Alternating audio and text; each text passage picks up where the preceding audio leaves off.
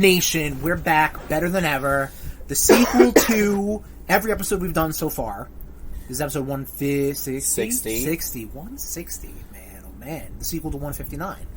And then 58, 57. Yeah. Man, this is the longest running podcast known to goddamn mankind. Sequel to episode 59, I Like Vests. There you go. I like their vests. So, Nation, speaking of sequels, we are going to do a big time spoiler cast for Marvel's Spider-Man 2 for the Sony PlayStation 5. You boys played it. Yes. Came out October. And October 20th. You got a bit of a month. You got a month, so 1 month too bad, Nation.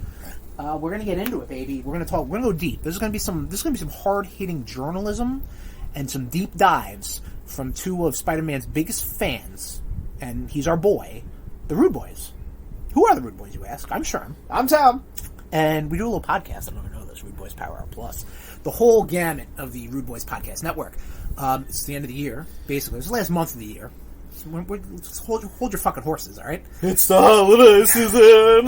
Do-do-do! So whoop-de-doo! So on that note, if you could please rate us 5 stars, and you get more content like that. But we You told me to follow, I followed. You did. But yeah, so we're trying to check out our stats, and you know what I mean. Like the Podbean network has been gracious to us, and we're trying to spread our wings a little bit. So by all means, Nation, go on your. Before you wait, please, before you have like the fucking eruption of whatever thought you have in your head. I didn't I? Yes, you did. So you're yelling at me for no reason. Look, can I at least say my thing before you steamroll over it? I saw it happen. Oh, like you steamrolled me on the top 10? Always, come on. That's how it feels. So, what the fuck I was going to say. So, Review us, like us. On Apple Podcasts, Spotify. Hit that bell. We see those reviews, we see those rankings, we thank you, we love you, but just throw another one our way, you know? We want to try to start maybe 2024, the new year, with a little bit of a bang. That's all I'm saying. And speaking about bangs, this episode is going to be a banger. Let me just tell you that much. Oh, yeah. Yeah. So, Tom. Whoa! Is going to be in our mouth. I've got a little something. Oh. We're doing another live mixing. Sort of, yeah. So I premixed some stuff. I feel betrayed. Why? Because I don't get to watch you work. No, well, I mean, I did all the hard stuff. I knew that was going to happen. Stuff. Okay, cool. You thought I was going to focus on the word hard, didn't you? So our friends over at Sin City Bartender had a Spider-Man related drink out there. It's going to be colorful. We're going to shoot for that. That's why I'm doing this live and not, I pre-mixed it. So what I got in this mason jar right now, Tommy, is gin, vodka, rum, tequila, makings of a Long Island iced tea. Tequila Wakanda? Say so myself. No, not that guy. He didn't even like Thor. No, he did Thor 4 for the money. Right, but he didn't even like the character. Well, who cares? It's all Hollywood, baby. No, I'm Hollywood, baby. Vodka, rum, tequila, gin. We got some strawberry liqueur and some simple syrup. Now, Tom, tell a little story about when we did our pre-Marvel movie. Oh my god! What happened? So for the Spider-Man drink in particular, Chris found a Spider-Man drink, and it called for Pop Rocks.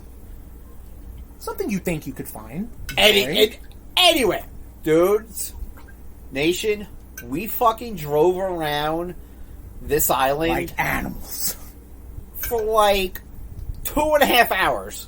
Correct. Looking for fucking Pop Rocks. And then finally I'm like, wait a second. There's a fucking candy store that deals with, nice fancy candies. Yeah, which you wouldn't think Pop Rocks is nice fancy candies. They can murder people if they drink Coke with them. Right. So we're sitting there and we're just like, okay, cool. So we got them.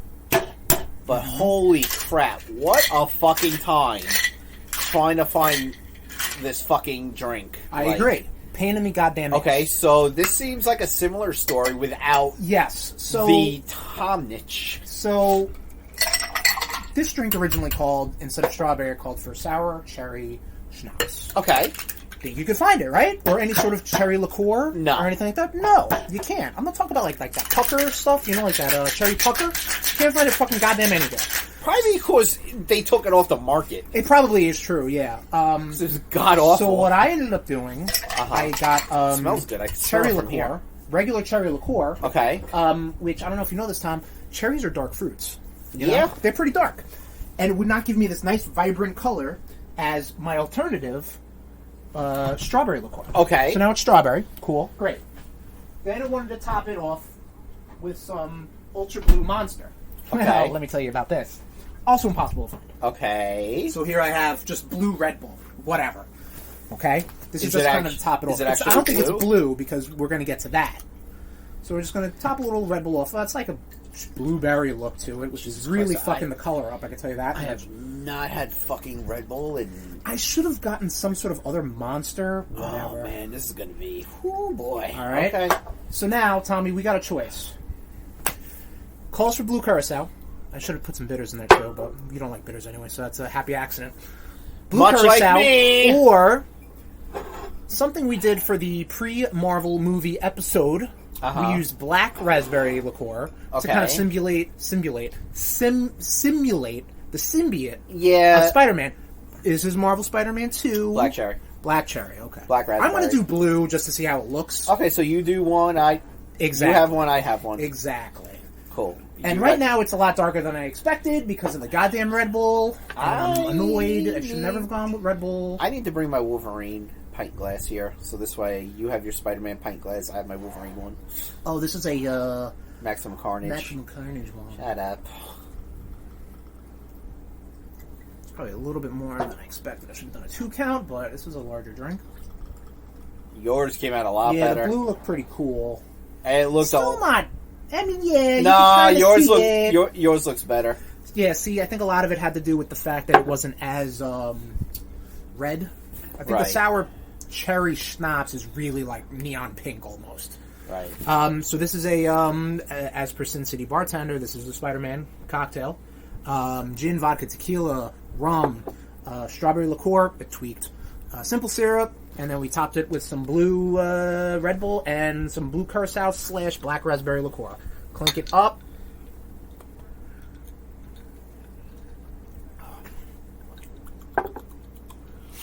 So this is also a very citrusy gin, which I immediately smell. Mm-hmm.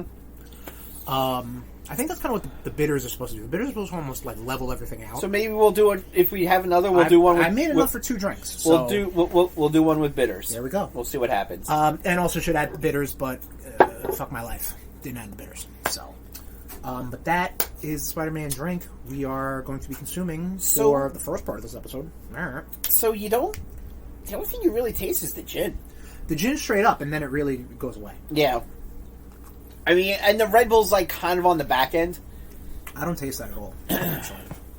Maybe because of the blue curacao again. Maybe, yeah. You have more of the raspberry. We swap next. Okay, or I don't do the black raspberry because I think the blue curacao is really the on brand. I thought it was going to be funny. I also thought it was going to be funny. I was going to get Pop Rocks and sprinkle them on just to be like, haha, remember that time? But I have to go to one place on the goddamn Long Island, so I'm not going to do that. I thought I shared like there was a shot that I thought I shared with you called the web shooter.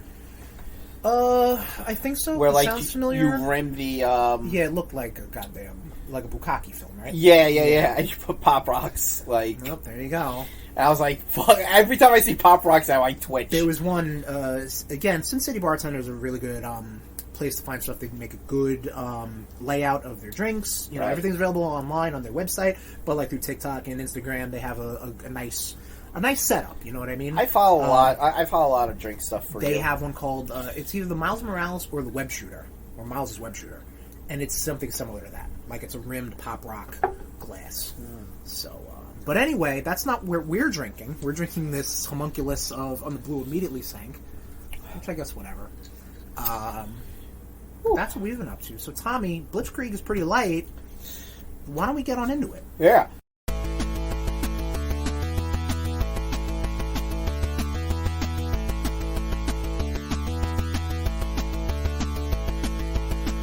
starting off in games as we always do. Nothing in games, nothing in comics, nothing in movies. Wrestling. So, Chris just all right, relax. Chris he just got bukkake. No, it was like a... He looks like the rim of that fucking shot glass. Thing I was trying to do. Yeah. It did come out like that. Oh, boy. Alright, so, this past weekend was Survivor Series. War Games. Which... I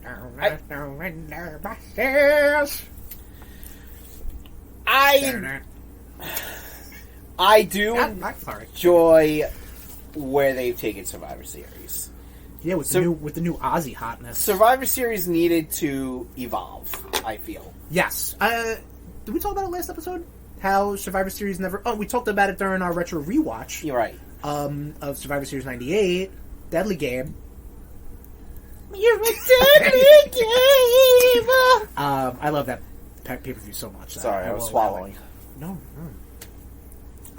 Yep. Good boy. How Survivor Series never really finds itself. Right. Like, they do the whole, multiple man elimination Survivor Series matches, the traditionals.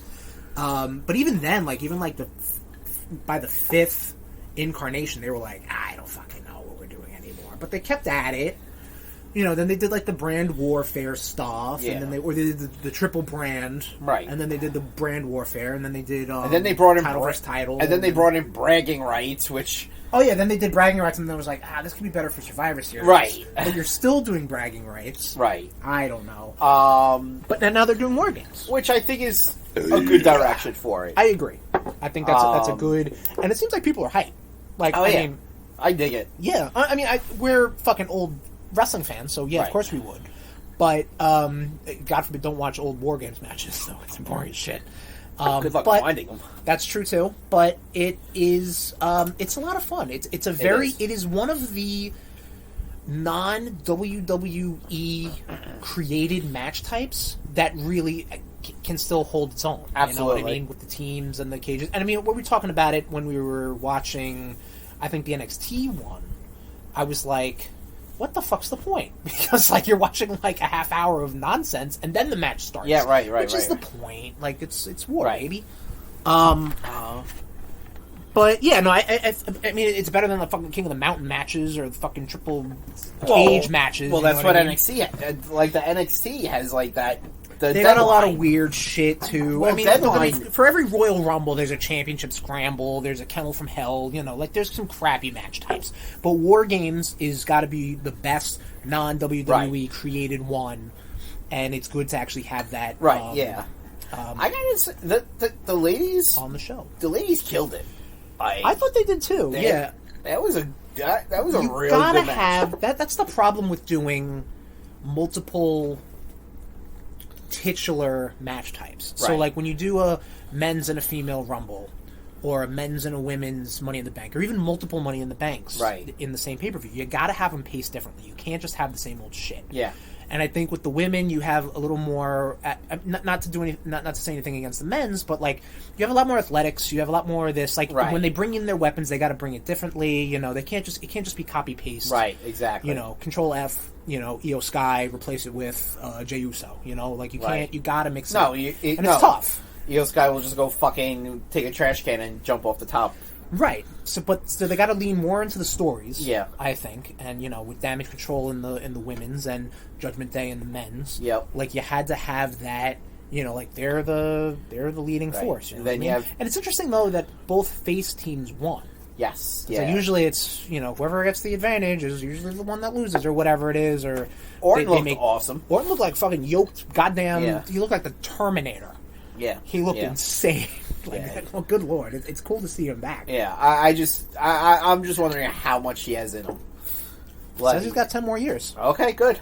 Give me those 10 more years. Orton's always been one of my favorites. You know what? Thinking about his career, I don't think I was really over him around the Legacy era.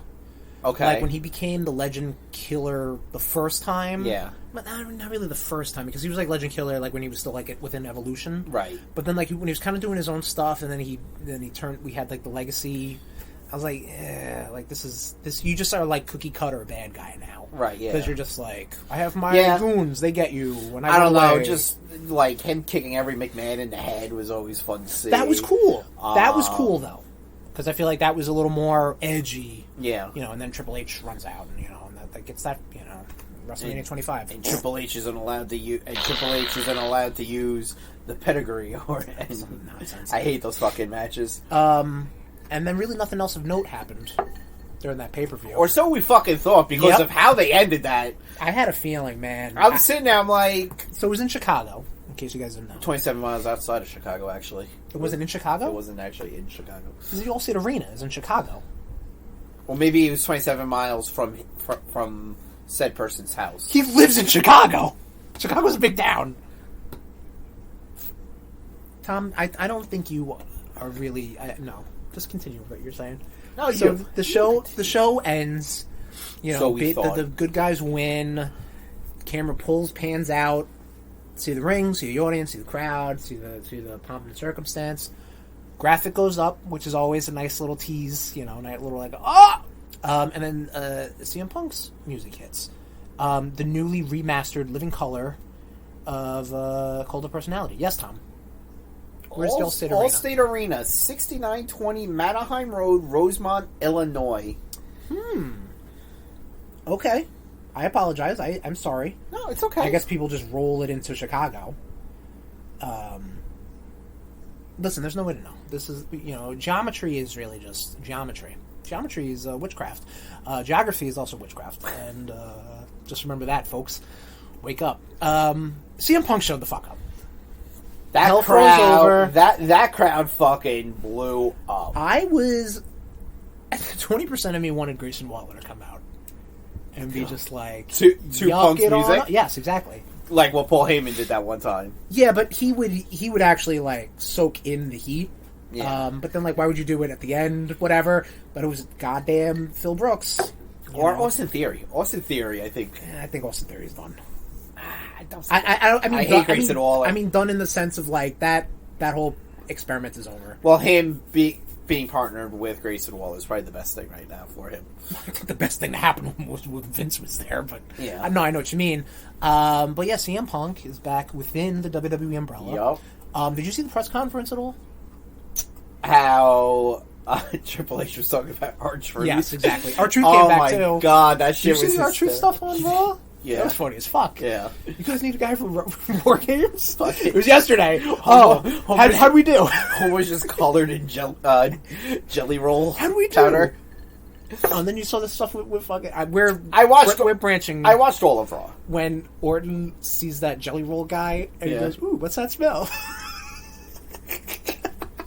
The funniest shit is when wrestlers call out people, like audience members, of being like, oh, you're high right now, right? Yeah. Like, there's this one video of Roman Reigns standing on the apron, looking across into the audience, and he does like a dog sniff, and he's just like, was that you? Oh, I could see the eye. That's hilarious. Mm-hmm. That shit's funny, especially and I don't smoke at all, but I think it's funny. Yeah, I'd probably be freaking the fuck out if I'm like, oh my god, Roman Reigns thinks I'm high right now. CM Punk. Yeah. Speaking of, so edge, the reason I'm mad about this, this is Blitzkrieg. The reason I'm couldn't tell. The reason I'm mad about this. Why are you mad about this, Tommy? It's because I really thought he was the devil in the mask in AEW. That's the only reason. It makes more sense for it to be Cole. It does. It definitely does. Or MJ. It's yes. If AEW was able to work us marks and keep and retain CM Punk, that'd be pretty big. However, I read a What Culture article right after Punk came back after his Raw, promo, which was meh, but might have been the point. I don't know. It was short and sweet. It was. He did a long drag out one with AEW. Yeah, because he just first came back after 7 years. But I forgot that he was basically he was suspended after Brawl Out, came back, and then got fired. I kind of forgot. I kind of merged those two endings together. Yeah. And I thought after Brawl Out, but I forgot the whole fight Jack Perry at Wembley. Uh-huh. Wembley. What the fuck? Anyway, CM Punk's back. And, what do you... I think... I'm excited, and I know the fuckboys are excited. The wrestle fuckboys. Maybe the other, the more generic fuckboys are excited, but the wrestle fuckboys are excited because CM Punk is legitimately a polarizing character. Right. Love him, hate... Like, Triple H said at the press conference, love him, hate him, people talk about him. People were talking about him weeks leading up. He was being talked about wrestling-wise when he was doing commentary for fucking whatever combat sports things he commentates for, because Living Colour remastered their song, which they ended up using. Like, he was just always being spoken about. I don't hear the difference. You can kind of hear it, and it looks a little weird. It looks like it sounds like a cover, which I guess a remaster sort of is, but done by the same people. No. Wouldn't you think that, Tom? No. You don't think that? No. You don't think a remaster is a cover done by the same people? No. You just think they just re-released it? So they played the song again and re-recorded it. A lot of times, remastered means they just bring up one particular instrument, they clean it up. Oh, so they didn't re-record it? I'm being honest. I figured when they say they keep saying remastered. I understand. They keep saying remastered and not saying re-recorded. I understand what the phrase remastered means. I assume musically, in musical terms, re-recorded, means... yes, would be a cover of the band doing their song. Okay. Remastered, You think they just spruced it up? I think it's just like cleaning it up. Yeah. Okay. I am musically ignorant. I could just be an asshole. Well, aren't we all? You know what I mean? Good save. Yeah. So CM Punk is back. This is exciting. You see him going. I think we all see him going for Seth Rollins, right? Because that was fucking. Oh, that I kind of remember. I got some teeth in that. I kind of wish they would have shown like that, like Rollins going like fucking apeshit. I think if we're being worked, which nowadays I have to have that, that asterisk out there. Right. If we're being worked, I think they did that perfectly because they didn't want to show him pissed off, but they'll let people record him and post it online so you see it. So it's like, oh man, they didn't want you to see this. You know what I mean? Like there's that. And if we're being worked, this is exciting. I mean, I honestly, I know CM Punk is a big thing. Yes, he's back. It's been 11 years since he's been in like 10ish, in a WWE ring. Correct. Honestly, I'm more excited to see where Orton goes. Like, I you know what? You got a great point because I mean, back. The fact that like there was a video of you saw Rhea Ripley actually get weak in the knees when she saw Orton. Because she, like, she's selling it, brother. Well, no. When she was younger, she had a huge crush on Orton. You actually saw her, like, get weak in the knees, like, ooh, that's Randy Orton right here in front of me. Like, that promo that Orton cut, though, I think was awesome on Raw. Orton's always been a great promo. But yeah, no, I'm more interested in seeing, Punk has a lot of cool shit that can happen. Yes. Like Rollins versus him. Yes. Which, if anyone's going to take the title off of Rollins, it'll be Punk. Should have been Shinsuke, but what are you going to do? Or Drew. Yeah. I mean, I understand that having a long, lengthy title gives the title a little bit of meaning. But I mean, you also invented this brand new championship. Yeah. Pass it around a little bit. Puff, puff, pass, baby. Just like Orton loves it. The other thing is, at least we know CM Punk will hopefully not pull his childish bullshit because he's working in a place ran by adults. He's working in a more corporate environment. And not a fucking mark. Yeah. Yes, Daddy, do whatever you want. Because guess what? Triple H won't fucking put up with his shit. I don't think Triple H will. Nick Khan. Nick Khan. The powers that be. Yeah. TKO. Be like, yo, motherfucker. You're going down to NXT. Yeah. Have fucking fun. Yeah, like we're gonna have you just sit out your contract. I don't give a fuck. Yeah, they'll do that. They've done that. Yeah, and they will do it again. I feel like they're doing that with AJ right now. With AJ being hurt. I'm not here to make friends. I'm here to make money. This is wrestling at its carniest, and this is good. I also think we're also being worked with the whole Drew thing too. See, listen, we might have to put a pin in this and keep a road to WrestleMania. I like it. Special for next year, maybe post Rumble. I like but that. let's keep it Blitzkrieg with the only other thing on our Blitzkrieg news. Dave Filoni, who's not a phony. He's not a phony. He's not a motherfucking phony. Stop saying that. Is now the COO of Lucasfilm. Okay. What does COO stand for? Tell me. Did you close it already? No, it fucking froze on me. Okay. Chief Creative Officer. Oh, so CCO. Whatever, something. It's not. Two different things. Whatever. Dave Filoni, not a phony. Obviously, famously has helmed Clone Wars and, Rebels and pretty much everything post Lucas and the prequels. Uh-huh. You know what I mean? Like, has had a hand in all that stuff. He has now been given a tremendous promotion, becoming Chief Creative Officer. And this is good. This is good stuff because he's got a very good understanding of the Star Wars universe, George Lucas's version, plus all this other new things and concepts and ideas that kind of come into making such a vast universe. And this is pretty cool. Yeah, this is pretty cool. We'll see where it goes. Yeah, you know what I mean. Like, what really? I mean, Star Wars stuff that's still on the docket. You got probably another season of Bad Batch, probably at least one more. You got the Acolyte, which is like a High Republic thing.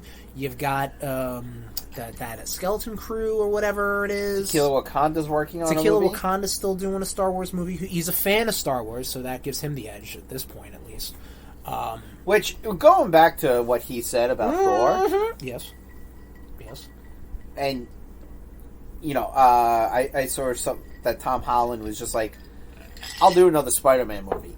Right. As long as it makes sense for Spider-Man to be there. Sure, yeah. No, they're not going to fuck Spider-Man up. Yeah. And honestly, all that shit that Tequila Wakanda said, whatever, I'm not offended. I know people are offended because they take Thor seriously, which is like, cool. I still stand by Thor Love and Thunder. I thought it was a good... thought it was a people fun, are like, well, it's jokey, you did the splits. Like, who cares, man? It's a different interpretation I think the shit with Jane Foster was so much better. Fantasy. The stuff with Jane Foster was so much more... was so much more interesting than the shit that was going on with Thor and Batman. Yes, that is correct. Yeah. That was just to be like, what other stories does Thor have? Yeah. This good one Jason Aaron did. Yeah. Cool. Let's do that. But yeah, no, very cool. Congrats to you. Dave Filoni, not a phony. Probably means Kathy Kennedy's got to be gone. No, she's still Chief Operating Officer. Yeah. Or President or whatever the fuck. Just bring Favreau. People are actually saying, like, get Favreau out of there. Just because, really? Because Jon Favreau, I think he's more of just like a hanger-on. You know what I mean? He's probably like the Avia Rod. He's like, I got Spider-Man. And I was like, all right, yeah, and you did Morbius and Craven and stuff. Do you hear there's going to be more Sony Marvel stuff than Marvel stuff this year? Well, yeah, we mentioned it last episode that all the Sony stuff is going to be canon. No, I know that, but but I don't think Kevin Feige wants that happening. But I guess anything's possible in the Marvel Cinematic Universe. How do we talk about Marvel? This is a Star Wars thing. So we all always talk about Marvel. We got anything else for Blitzkrieg? That's all we have for Blitzkrieg. We're going to be talking about more Marvel in a little bit, and that is all we have for Blitzkrieg News.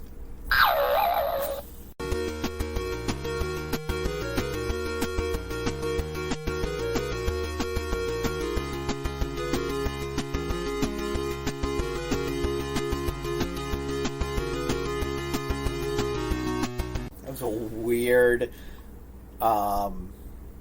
slide into CatchUp. Oh, CatchUp! You want to do CatchUp now? Isn't that what we do? Yes, it is. So Jesus, let's do. Who's not paying attention now? Tom, this is just me playing around. Yeah, I bet. Having some fun. Yeah, I bet. Tom, what are you up to? Let's do something a little different. Let's try doing the ping pong. Yeah, let's have a. I mean, does that even work? Wouldn't it be easier to just do your stuff than my stuff and then our stuff? Yeah, it probably would be, wouldn't it? You talk a lot. I do talk a lot. So you go first. I'll go first. I'm on furlough. I got some games. So I can just go on TikTok and Instagram. I'm on furlough. wrapping up and catching up with a lot of games. Super Mario RPG came out last month. It's a remake of the 1996 Super Nintendo classic Super Mario RPG and Legend of the Seven Stars. It is really good. Okay. First thing I want to say right now, all remakes, remasters, and whatnot, if the game is not like a re-envisioning or something like that, if it's going to be the same game, do you want the buttons?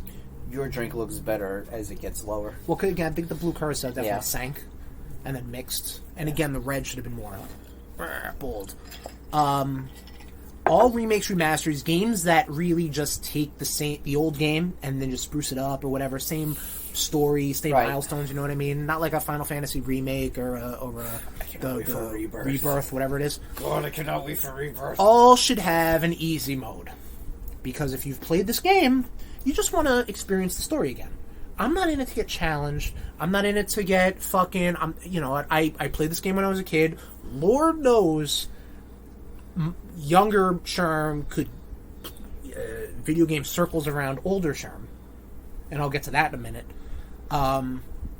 But Super Mario RPG has this thing called Breezy Mode, which increases experience, increases money. It's easier to get timed weapon hits. It's easier to defend. And goddamn, I love that because I don't have to do any sort of old school. Because again, this was a 96, 95, 96 era Super Nintendo RPG. Also, not to say the hardest RPG because I have played this and beaten this in my previous life, but playing it in an easier format, oof, baby, that's nice. That is good. I like that a lot. Super Mario RPG, Tom, you should play this because I know you're doing a little bit of a Final Fantasy crawl through right now. What you said about like breezy mode, I will. I'll say I agree to that because with the Final Fantasy collection that you got me, exactly. That you can. I didn't know this until the last boss where I kept dying. You can do your like 4 times experience. Yeah, didn't I mention that you had all these like little switches and shit you could. Did you mention it to me when you gave it to me? No, I feel like you were in the car or something. Right. You did mention that, and I told you I found that. Oh, right. Yes, okay. Timeline. I'm confused. So I agree. Yeah. The older we get, the faster we want things to be. Correct. Much like getting tarot grades. Let's go. Gotta go. Come on now. I'm a man of the people. I'm a man of the new millennium. We gotta play these games. We gotta get in there. I'm a simple kind of man. Not. You should definitely play Super Mario RPG. Yeah. When I'm done with Jedi Survivor, I'll borrow it from you. Okay, that's fine. That is absolutely fine. But I played it, beat it. I'm not doing any post-game stuff. Fuck you. I'm not doing any of that. I don't want to be challenged. I just want to play the game and have a good time. You'll get Jedi Survivor back in like 3 years. Probably. It's a beefy game. Not on my list, but I want to just get this in real quick. Speaking of remakes and remasters, I did start Metroid Prime Remastered. And man, oh man, that is a beautiful looking game. I mean, it looked good on the GameCube, but now I can actually like understand what the fuck I'm looking at because it's nice and clean. This looks like a brand new fucking game.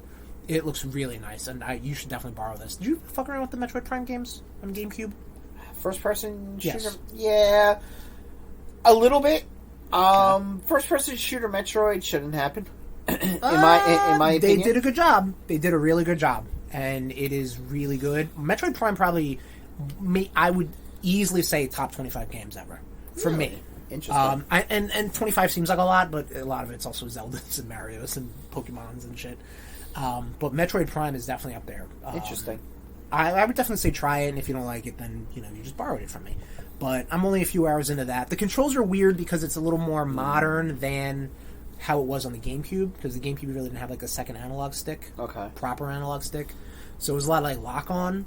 So like my mind sometimes goes to the lock-on. So it didn't have like it didn't have like the double, like.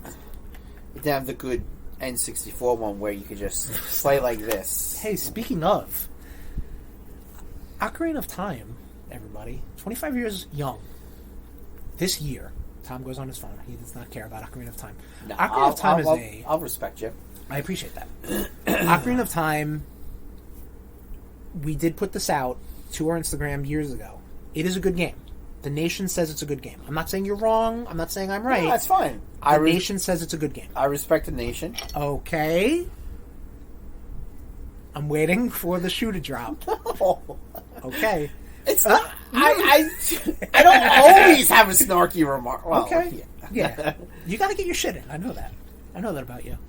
But Ocarina of Time is a really good game, and that is my opinion. That is my opinion. It is a really good game. I played it on the Switch Online. I used the fucking N64 wireless controller I got from the Nintendo Online store. And I will say, firing that game up for the first time on its 25th anniversary with that controller in my hand, I was like I don't really get like waves of nostalgia, but like that gave me I was like, oh, holy shit, like this is like just having that tactile feel. Like I've played it on 3DS, and I think I played it on GameCube even, but like having the N64 controller, playing an N64 game that's as monumental as it was, really was like, holy shit, like this is good. And I didn't 100% it because like I wanted to just kind of critical path it. Like I beat it, don't get me wrong, but like I didn't get all the hearts, I didn't get all the Skulltulas because I just wanted to experience it again. You know what I mean? Like I usually go into Zelda games when I replay them and I'm like, I gotta get all the heart pieces, I gotta get all this, I gotta get all that. I just wanted to experience the game, and I had a great time doing that. You are scratching your chin. May I ask why? I'm glad you had a good time. Thank you. That's all. That's all. The world needs more of that, Tom. I'm happy you're happy. He's right? still waiting. I'm really setting you up to fail harder by really putting on the sugar and spice. You know what I mean? I'm the sugar. All the things that are nice. Exactly. Yes, and this is nice, right? Okay. Atari 50. I talked about it on a previous episode. It is a very cool, curated, almost like a documentary of the company of Atari from the early or mid 70s to the end of the Jaguar. And it is very interesting. A lot of those games are crap. I thought you played Atari 50. I played Atari 50. Yeah. Oh, that's it's a collected. All right, it's a game collection. The way you talked, it sounded like it was like a documentary or something. It is. No, it has games in it. I'm so fucking. It has videos in it. It has like a timeline when it talks about like, oh, this game came out here. Here you press this button to play it, and then it's like, oh, and here's them talking about them inventing the links. You know what I mean? Like it's a interesting interactive experiment. And it's pretty cool, but Atari games suck balls, and I understand the nostalgia, and I get it, but thank God companies like Nintendo and Sega came in to be like, stop what you're doing. Right? Pitfall was on Atari, but it was put up by Activision. Yeah, I love. So it's not on there. Like that, but I mean, that was my, because I had an Atari growing up. Dude, my dad, one of the first games I've ever been exposed to was Centipede. Yeah, Centipede, Atari. My dad loved that. I never played the shitty E.T. game. Yeah, no, that's not on there, thankfully. I think the only time I played that was at the Retro Expo. It's garbage, and rightfully so. But it is very interesting. But the game catalog, it's more of a exhibition for me than like, oh man, I gotta play Air-Sea Battle again or Quadra Tank or whatever the fuck. There are some hits, there are some good stuff in there, don't get me wrong. Yeah. Like Haunted House is interesting, Adventure is interesting. Like it's interesting that what they were able to do with such very limited technology. Right. Huh. And then you just see how the company was like, oh, here's the Atari 400, the 800. And then they were like, let's make some high-end models, and that bombed. So it's like, well, let's make some low-end models, and that did very well. Atari Jaguar. Yeah, and then there's a Jaguar with like 17 face buttons on it. Yeah. Interesting stuff. We saw The Killer on Netflix, me and my girlfriend Jen. It was fucking lame. I hated it. But we did talk about this off air. It's David Fincher. It's very slow. It's plotting. I like me some Michael Fassbender, but this was just a lot of yakety yak and not enough. Enough shooting. disagree on that. Dude. Oh no, there was but like dude, that fight scene in the house was awesome. The fight scenes were cool, but the whole scene with Tilda Swinton was awesome. I don't even remember her in the fucking movie. I'm gonna be honest. I was dozing in and out of that fucking movie. He met her at a restaurant, and they had a whole conversation, and she was giving like this whole like. She sounded like very much like she could have been Kraven the Hunter's mother. Okay. And then they're walking, and she slips on ice, and she's like, "Oh, can you help a girl up?" Right. And he fucking pops her in the head twice because then he saw her holding a knife. Okay. Because she was gonna kill him. Oh, okay. But like the fact that this dude goes on this rampage, right. For not even his girlfriend getting murdered. She got beat up. Because they were looking for him. Yeah. And I'm like, yo, okay, that shows you the imbalance of this guy. Oh, 100%. Because, I mean, it took Frank Castle's whole family getting killed to go fucking ape shit. Correct. This motherfucker went. And I was happy he let the dog live. Who let the dog? He almost did. Yeah. It was slow. Like I said, David Fincher, if you're not familiar with his movies, he is a very slow... I mean, yeah, 7, but like 7, that was kind of the whole point. Like 7 needed to be a detective story. Social Network was also slow. You know what I mean? Social Network was very slow. Fight Club was kind of slow, I mean, for what it is. Fight Club's not as good as everyone makes it up. No, I agree. I'm just putting that fucking out there. I agree. It's fine. I need to be in a certain mood to watch Fight Club. That's absolutely understandable.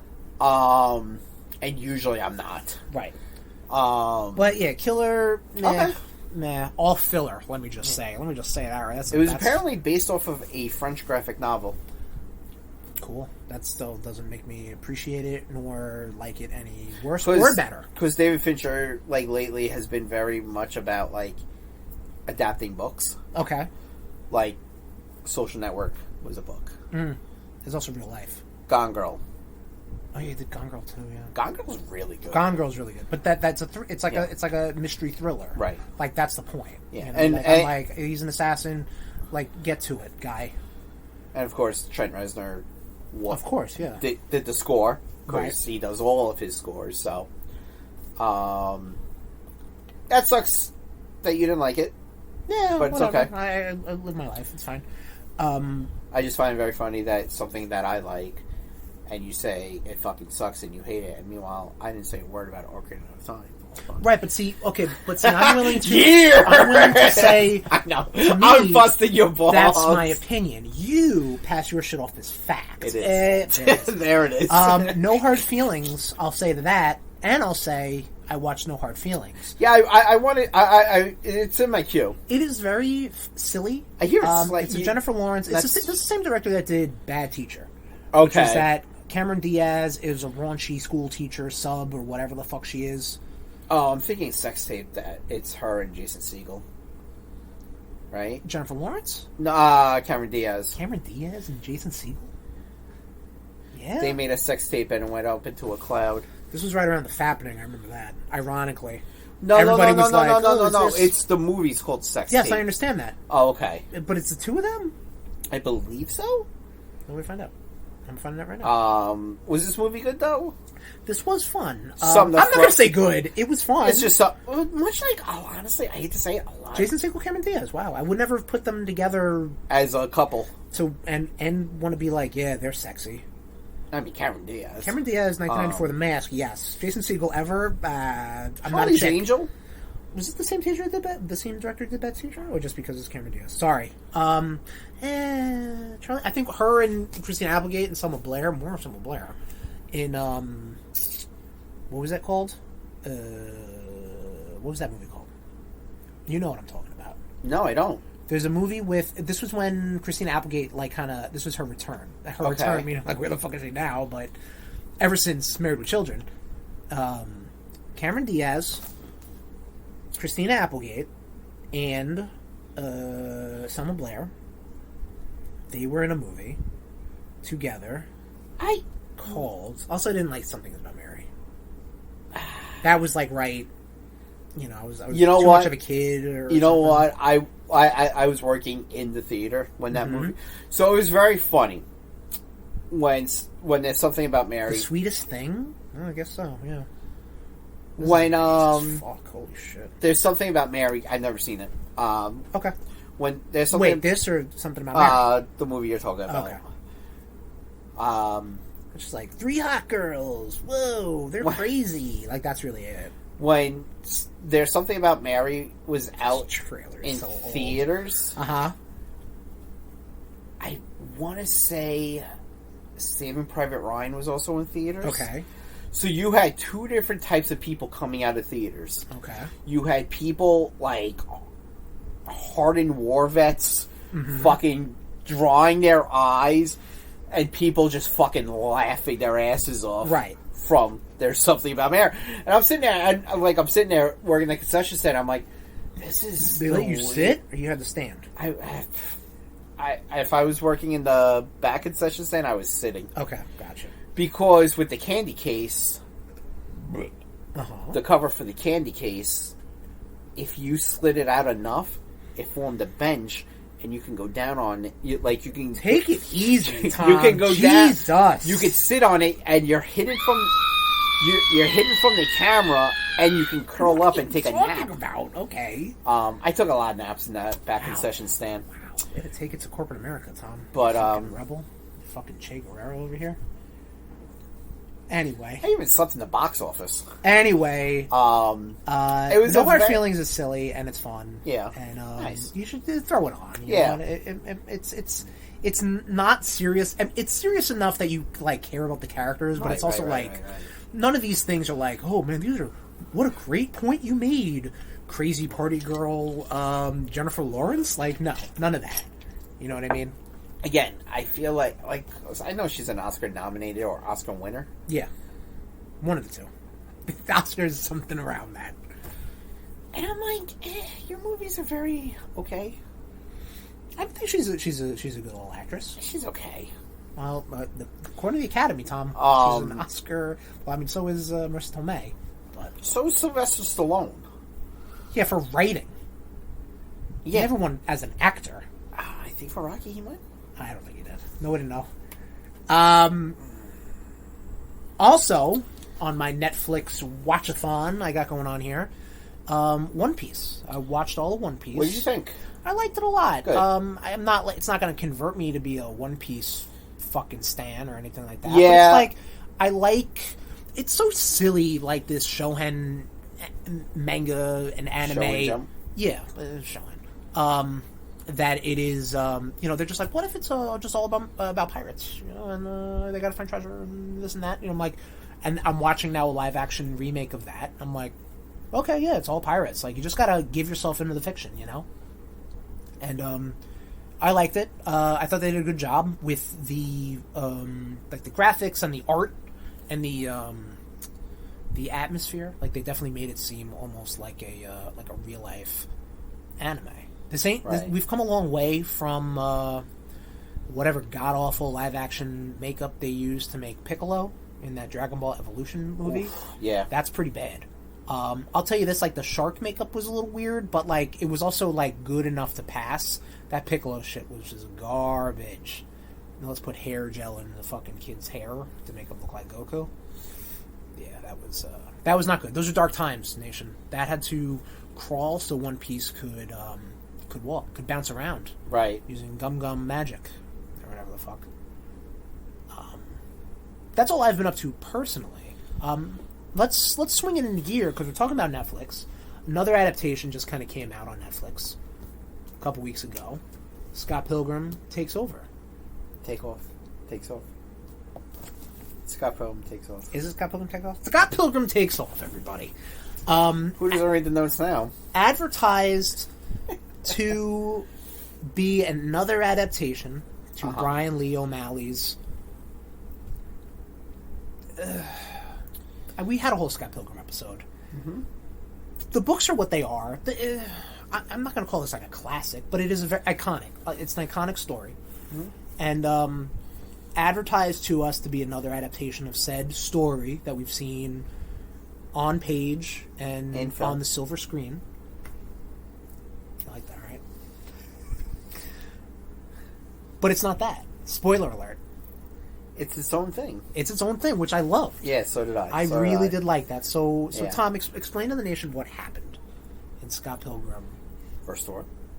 No, in this new adaptation. Takes off, whatever the fuck he does. Whatever the fuck he does this time and not the other times. What does he do? Dies. Time? He does die. What? Yeah. He gets beaten by Patel. Yes. The first evil X he's supposed to fight. Correct. Try it with the bitters this time. Yes. I'll start with the bitters. Which was like I was sitting there when that happened. I was like, oh, okay, this is its own thing. Love that. As soon as it happened, I was like, yep, okay, this is its own thing. I'm on board with it. Let's see what happens. I love the fact that they got everybody back. I agree.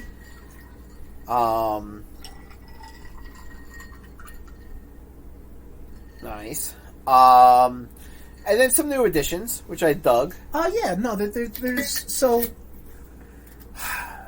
because Scott air quote dies in the first battle. Ramona is now trying to figure out what the fuck's going on. Right. So like what happens there? You know what I mean? It's almost like what if Scott Pilgrim died? So like, and it definitely explores a lot more of the characters. Right. That we don't get any chance to really explore in the book or the movie. Right. I did like seeing more of a background of the evil X's. Yes, I agree with that too. Even though the 5 and 6, the twins, the twins, yeah, even they still are like, background characters. Yeah, well, yeah, but they help future Scott. No, true. Because I mean, I feel like at that point they're like, we need to give him something. But like a lot more Lucas Lee, a lot more Gideon, a lot more of number 3. What? Oh, well, definitely a lot more Patel. Yeah. Oh, yeah. A lot more Patel. Lucas Lee, Gideon, the girl. Are you talking about? No. A lot more of the girl. Yes, played by Mae Whitman. I'm talking about the guy who Brandon Routh voiced. Oh, yeah. Yeah, exactly. Oh my god, yeah. A lot more of Evie. A lot more of everybody, which is cool. And I think a lot less cool. Scott. A lot less Scott, which is also pretty cool. Because Scott Pilgrim's not a good character. No, he's not. He's not. Yeah. The hell? There we go. How much is in there? No, kind of like... Right, yeah. No, Scott's kind of a shit character. Scott sucks. And if you see yourself in Scott, then there's problems. Ramona's too good for Scott. Correct. I mean, Knives is too good for Scott. Fucking Kim's too good for Scott. Scott sucks. Yeah. Clink it up.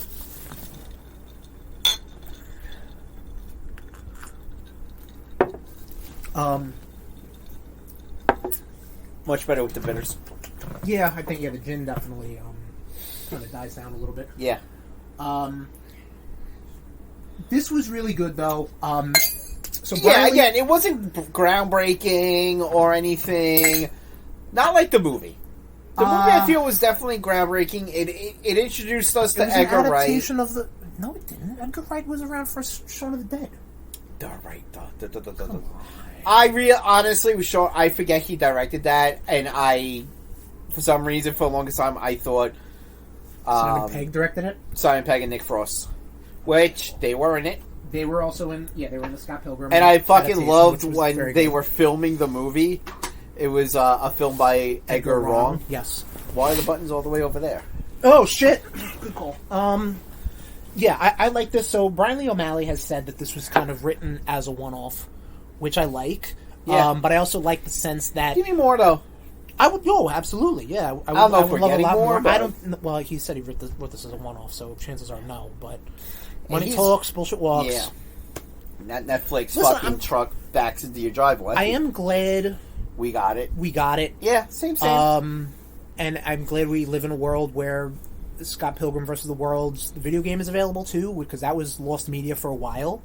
and it took the 10th anniversary of the movie and the game, really, for it to come back out. God, I wish the fucking X-Men arcade game would get a physical release.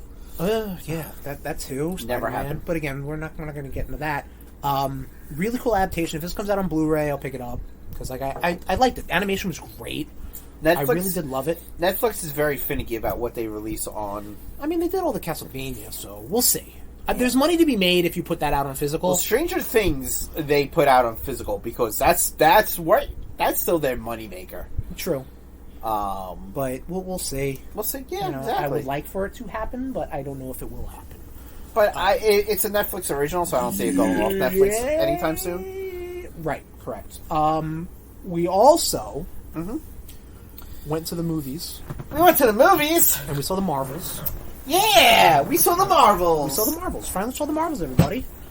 This is the new picture put out by Kevin Feige and Marvel Entertainment. Yes. This is the Captain Marvel sequel / Ms. Marvel sequel / WandaVision. It also has Monica Rambeau in it. Do you Rambo? The 3 characters all have their powers get entangled. Yeah. The trailer made it painted out perfectly clear. It's really them 3. The villain is meh. Yeah. It's like whatever. The real villain was them not being able to get their shit together. The real villain is toxic masculinity. Well, yes. Let's talk about that. Yeah, this movie did not deserve the hate that it got. I don't think it did. I also don't think it's great. I don't think the movie was great. It was very fun. Good. It was very good. It was fun. Kamala Khan acts exactly how we would all act if superheroes were real. Yeah. And you're getting and her family heroes. Too, which is kind of like I guess the point. Yeah. I'll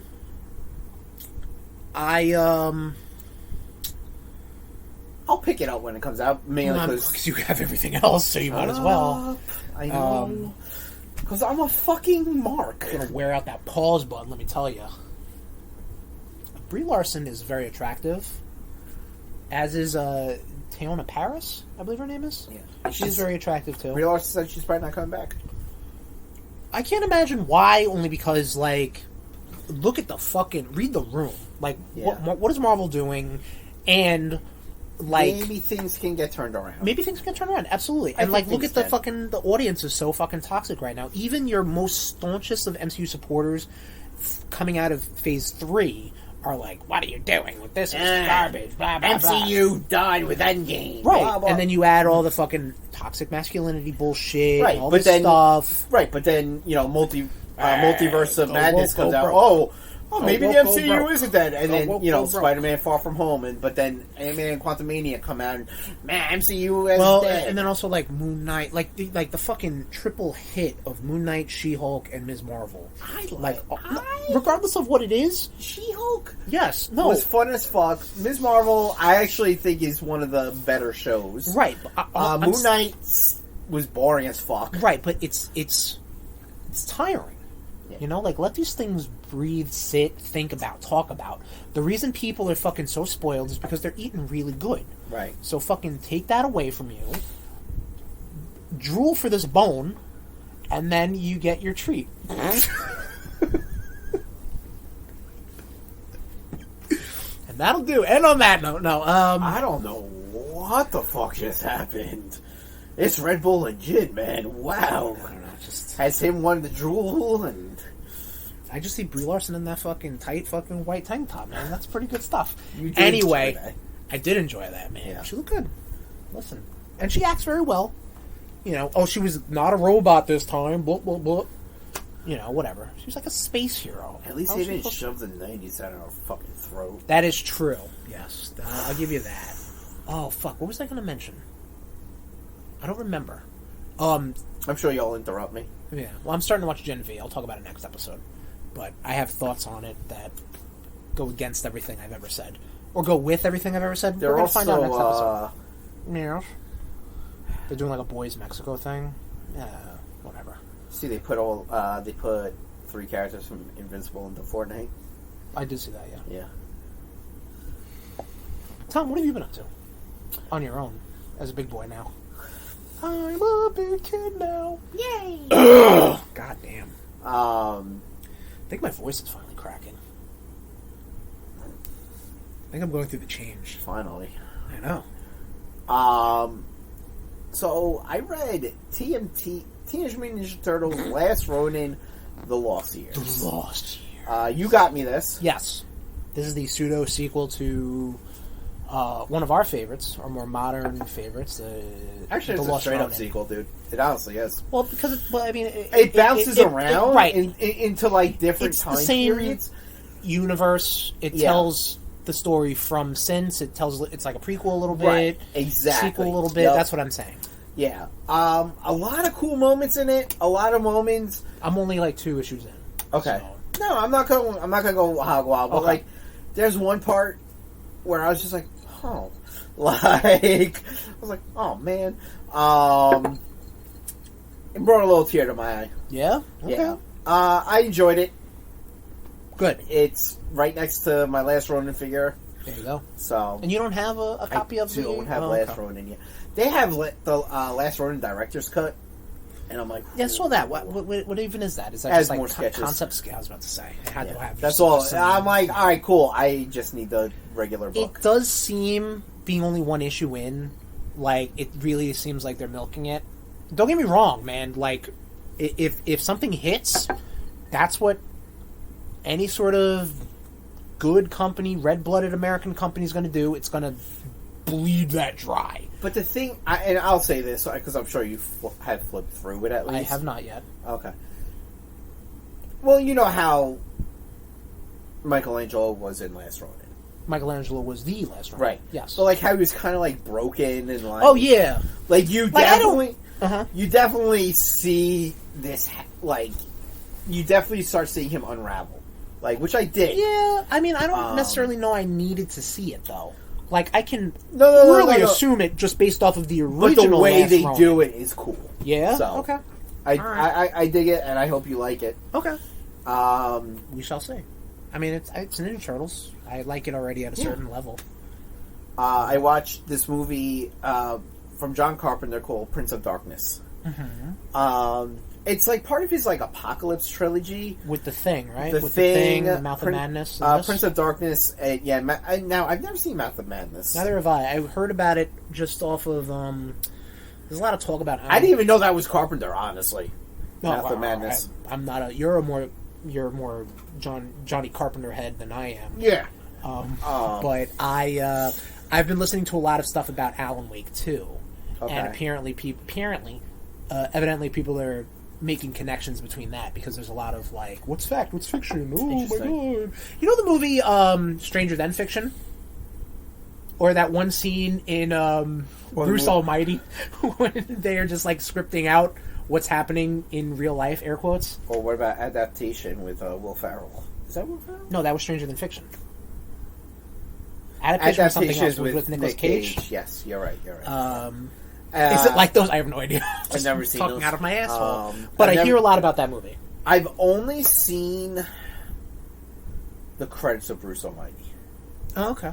And having to pick up 6-packs and dime bags and bags of what I'm assuming. Are you allowed to fucking... Dude. Like... People would get fucking yoked up for watching Bruce Almighty. Like... Fucking what? Dime bags, bags of coke. Oh, you mean picking up not off the when I worked at the movie theater? Oh. Yeah. I thought you were like doing drug runs, Tom. I was like, you're incriminating yourself. No. My drug use days are behind me. All right, good. There's a statute of limitations to that. Anyway. Yeah, exactly. Yes, okay. Just learn from his examples, Nation. Younger members of the very nation. Cool movie. It is again. Prince of Darkness. Is this about a vampire or a devil? Satan. Satan. Satan! Donald Pleskin's in it. Right, sure. Iroquois Pliskin. Sure. It's definitely, like... It definitely is slow. I enjoy it, though, because, like... Again, it's Carpenter. Right. And he's probably one of my... He probably is my favorite horror director. You didn't even know about these other movies, Tom. How can you even call yourself a fan? Because I... am a fan because I am still learning and growing. me to death. That's what it's all about. I'll clink to that. Let's clink to that. Anyway, dead air. God damn it, I almost fucking died because you laughed. And then I watched John Wick 4. I'm not going to say too much. Did you like it? You like Prince of Darkness? Yes, I did. Okay. I watched John Wick 4. I'm not going to say... Are you going to watch Mouth of Madness? Only because, like, it's the Apocalypse trilogy? Yeah, I think it's streaming on something. Okay, I think I heard so, too. I think it's on either on Tubi or Amazon. It's on something. It's on something. I'll look. John Wick 4, you're not going to say much about, right? Yeah. Because I'm going to watch it soon. You liked it? I fucking love it. I love the John Wick movies. Is it a runner for movie of the year? Rudy for best motion picture movie? It could be. Oh, well, listen. And I want you, I'll wait for your input. Right. Well, Obviously. I mean, I'm going to watch it. It's probably going to get nominated because the things that we've both done during this year get nominated. You know what I mean? Right. But, exactly. and then some, you know what I'm saying? Jesus Christ, over an hour already. We haven't even gotten to the meat and potatoes of this episode. But that does it for that's what we've been up to. Yeah, we're gonna refill our web shooters. Yeah, which never happens. Well, I mean, I guess it technically does, but it's all automatic. Thank God. Thank fucking God. Automatic web shooters. Whip.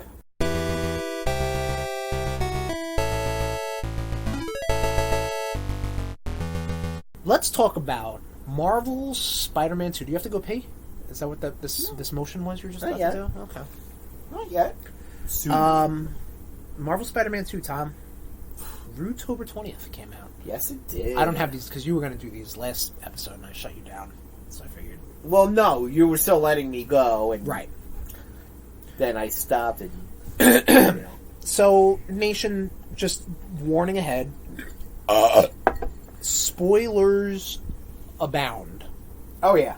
For Marvel Spider-Man 2. I can't believe they killed Mary Jane. I can't believe Gwen showed up out of the Spider-Verse portal. And I can't believe Hydro Man was there the whole time. And I can't believe Rio Morales started an OnlyFans. No, that doesn't happen. But we're going to talk about it. I actually wrote a little outline for us to follow to try to get it. No, because we always... Listen, when we try to plan shit, it really just ends up... We're tired. It's already an hour in. We've been fucking doing this straight. Oh, like, shut up. My voice is... Listen, my voice is newly cracked. I'm becoming a man. And I need You should be well rested. You've been off for... a week and 3 days. I don't talk to people, so my voice, if anything, is tired already. And whose fault is that? You can always call me. Yeah, okay. Take your fucking... Never mind. What? Sorry. What are some quick thoughts we had, Tom? Like, what is... Ya Boyz love Spider-Man. We were hyped for Spider-Man 2. I think, right? You can check our... Alfred Molina playing Dr. Octopus. Absolutely. Big Spider-Man fans. Have we talked about our Spider-Man histories? No, we can do that in another episode. All right. Well, I don't mean like a long, drawn-out thing. Like, he made the face. I mean, I got into Spider-Man with the animated series, Clone Saga comics, and then even like the live-action movies, the Raimi ones specifically. I was kind of like, I was slow to kind of get into that. I think once all three of those cylinders were going, then I was in.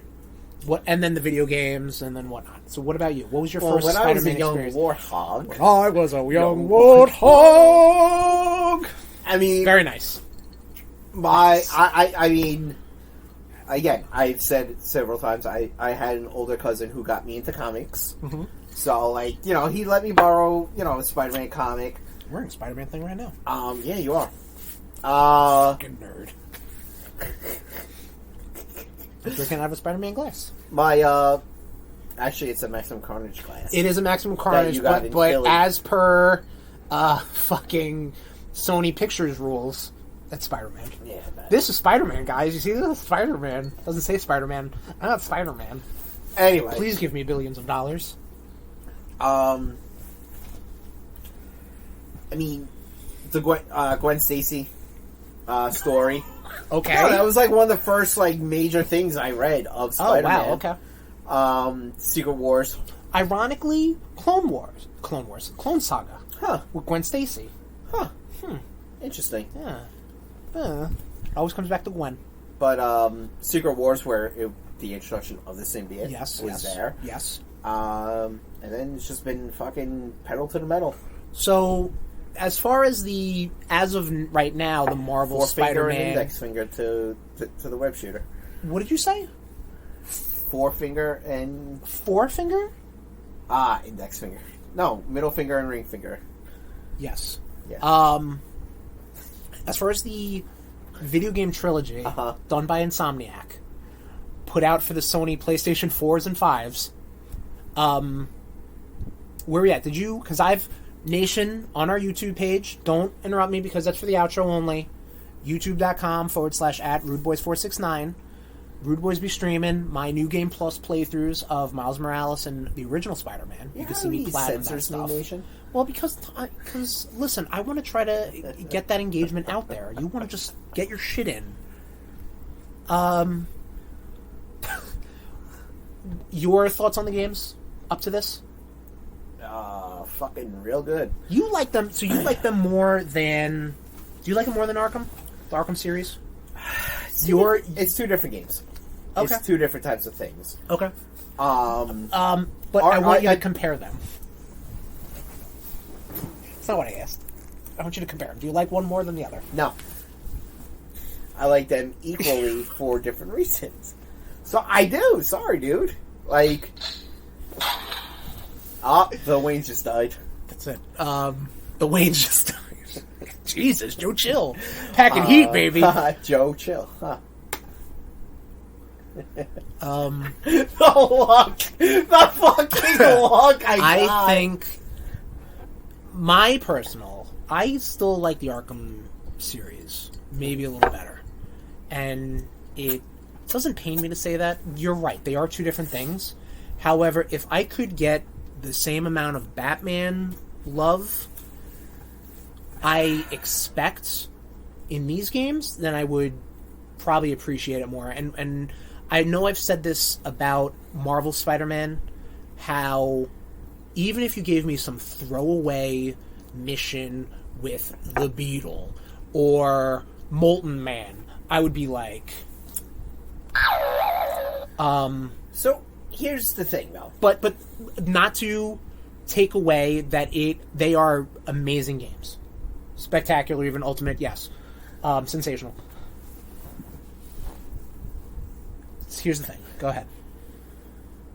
So, like, with the Arkham games, you already know you're going in there, you're getting dirty, you're getting gritty. Right. Like, there's no illusion that shit is bad in Gotham. Right. With Spider-Man, it's just like, okay, cool, things are going really well, and then all of a sudden, well, that's which is why I say I like them both equally, because it's like it's a nice balance of like. Now, did Arkham City do better with the free roam? No, I'm gonna say no. No. Many people say yes. I don't think Arkham Knight might have done a little better with the free roam because of the Batmobile. Right, which people poo-poo on, but whatever. I fucking love jumping out of the Batmobile. That was a lot of fun, yeah. That was, like, my favorite thing. Now... Ooh, Arkham Knight playthrough again. Batman. It's a Batman. Do it again. We haven't done Batman Arkham Knight. Yeah, we did. Played Arkham Knight, and... we didn't play Knight. I'm sorry. Yeah. We played Asylum and City. Thank you. I played Origins again. I think, strictly speaking, though, like... Just wait for the Switch and get the Robert Pattinson one. I heard it. I'm good. I already have the game. I don't need to buy it again. But by all means, anyone who has not played the Arkham trilogy, and yes, Origins is a missing link in that whole thing. It wouldn't be a trilogy if it was 4 games. I wish Origins is really good. I think the love for Origins is coming back. Thing that I like, because we've gotten re-releases of City and Asylum and Night already. The thing that I like about both games is... Well, I mean, alright, so in the Arkham games, after each chapter, you start seeing, like, the wear and tear on the Batsuit.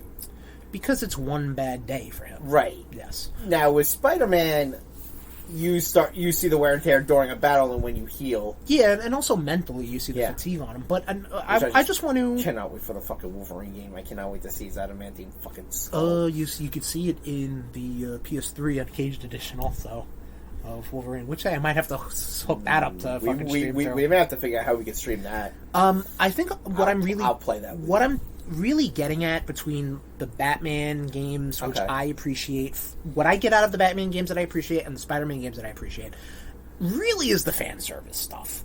Like, and I think Asylum gave that to you in spades. City gave that to you in spades. Yeah. Yes, I totally understand you got your version of the Sinister Six in Marvel Spider-Man right out the gate. Yeah. I get that. I understand you've got now Kraven, in this universe is also delivered Kraven and Venom and the Lizard and Sandman, properly, and Mysterio and Carnage to an extent. And Carnage to an extent. Yes, we're going to get all into that. But the way and how they delivered that fan servicey stuff to me as a video game player and as a comic book fan, I felt like I got more out of it in the Arkham series than I did these Spider-Man series. Again, I'm not saying one is better than the other. I'm just looking at it from a strictly fan service perspective. Even look at the costumes too. The Batman, you got a lot of good Batman costumes, a lot of good Spider-Man costumes. Even though the Batman 1966 costume looks ridiculous. Well, of course, because the model is a fucking yoked goddamn motherfucker. Kill him. Yoke is a fucking phrase of the day, everybody. Seriously, it's like we should have a word of the episode. And we were going to do that after Paul Rubens died, but we never followed up on that. So 2024, looking at you, baby. Yeah, it'll never happen. Never happen. The old RudeBoyz Podcast Network. 0 follow through. The only reason I will say Arkham might inch out Spider-Man slightly, Kevin Conroy. You're absolutely right. That is... You know what? I love... That's... And when I say inch out, I mean it's a nut hair. Tom, I absolutely love you setting that up because let's talk about... Let's get into Marvel Spider-Man sure. too. Let's do it. I would absolutely love for if IMDb would pop the fuck open so I could... Why'd you close it? I thought I had it open. I'm sorry. Dead air, it's my fault. I'm sorry. How hyped were you and did the game live up? I was fucking super hyped. Okay, we just talked about that. I think that the voice of Yuri Lowenthal was good. I still the facial model for this newer Peter is better than it was in the remaster, but I still picture this Peter a little bit older, especially if he's now fucking teaching classes in a high school. But whatever. I hate the way the humans look. I don't think they look good either. I'm like, Miles honest. And Peter should just walk around with their masks on. I absolutely agree. I actually... Hey, are you guys Spider-Man? Absolutely I think not. Miles looks good, and really all the other people look okay, Peter but they don't look nightmare. good. He really does. Dude, we were playing the fucking... We'll get to it. The Coney Island mission? Yeah. And I'm like, what the fuck even is this? Yeah. This is... We're going to get to that.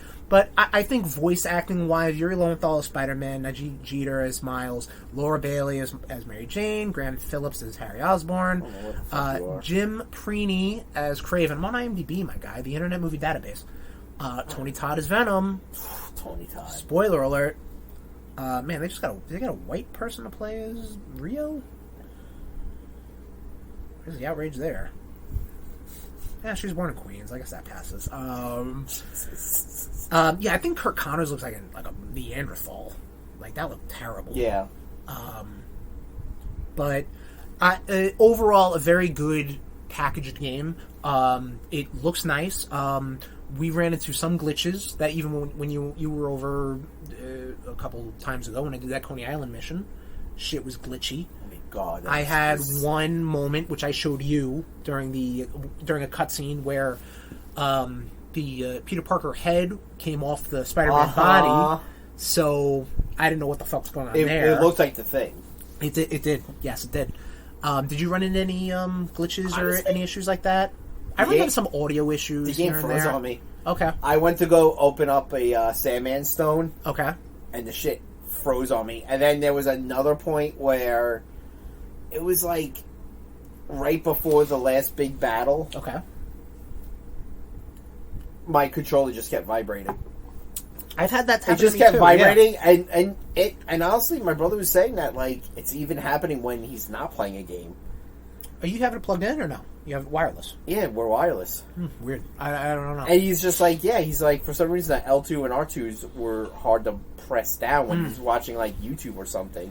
Maybe they knock it out because you're like, don't press those buttons, dickhead. It's possible.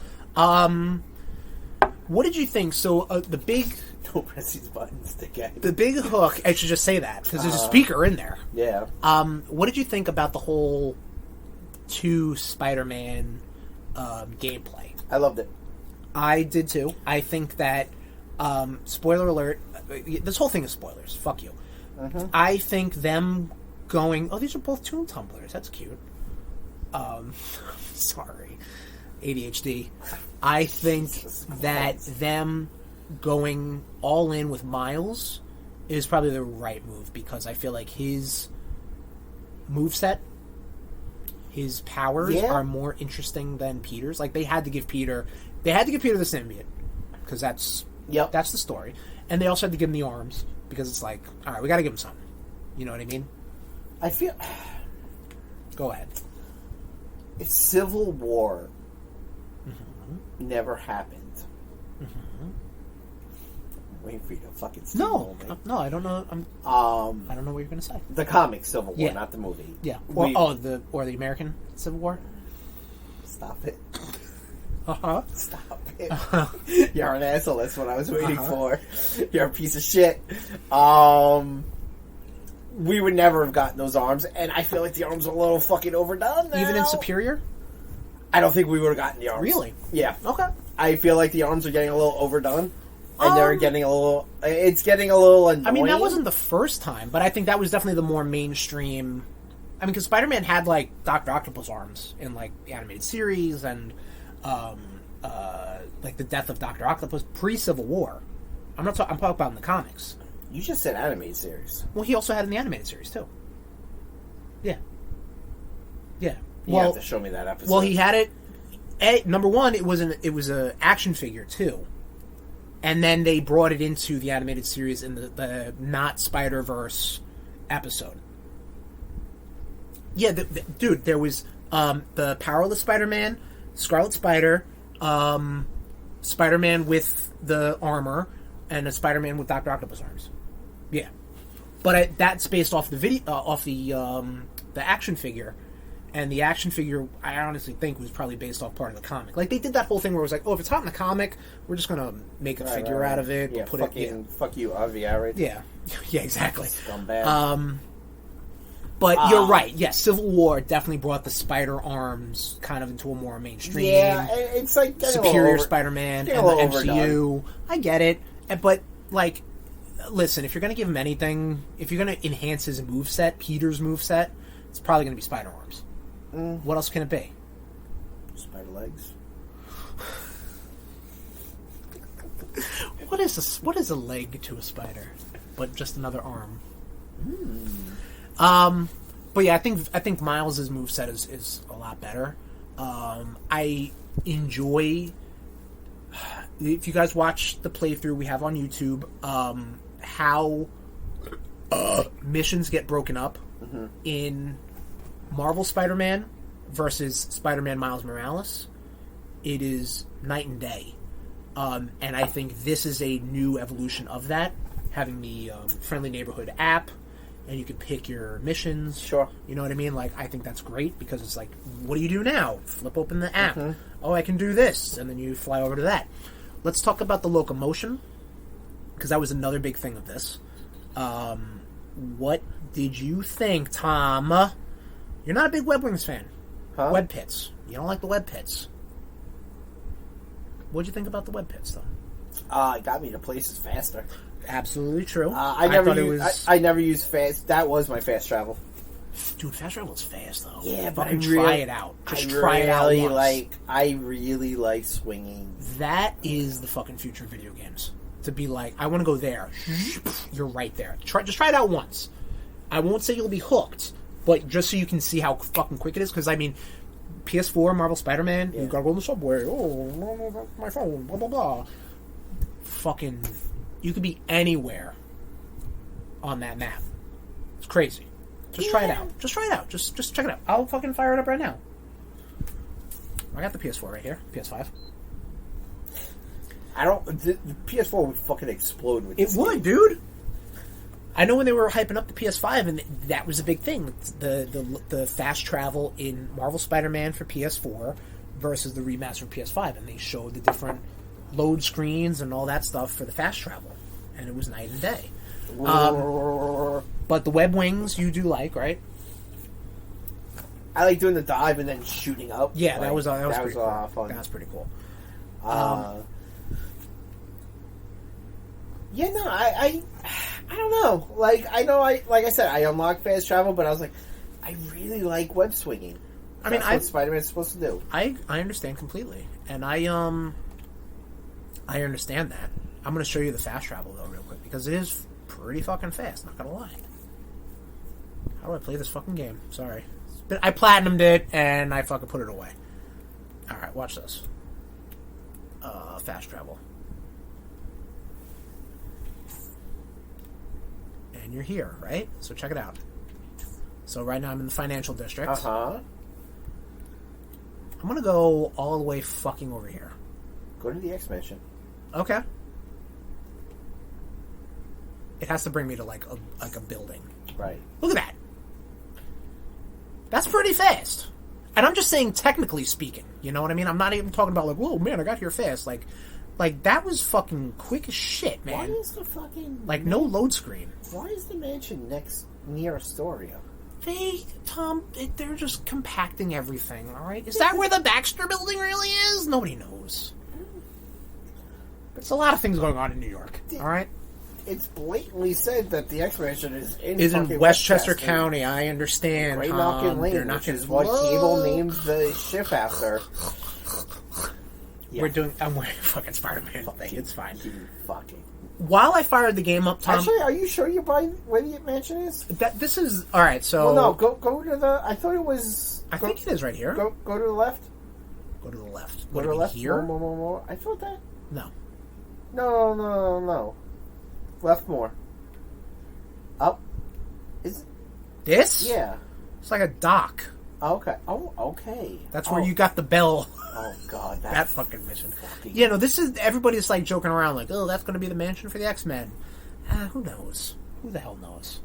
You know what? There's no way to know. We're going to find out when Insomniac's Wolverine comes out. Apparently, there's a glitch. You can take a chair there, and you can get to the highest point. Okay. And it brings you to the point where the screen ends. Okay. And then you can just dive. And I saw a video of someone they did a trick. Okay. And they didn't hit anything. They just splattered. Hit the ground. Oh my God, that was horrible. So let's talk about the game. Let's talk about the story of the game. Okay. And we're gonna go kind of like a little point by point. So I think the opener was. I'm a big Sandman fan, and having the Sandman be like your big opener to kind of introduce you to how to play this game. Right. I like that. I thought it was a great set piece. You pause or vamp, either way. Tommy's got to pee. I'll wait for you. I gotta pee. Exactly. I'm going to press P to pause. So the Sandman fight, right at the beginning, right at the jump. Right. A lot of fun.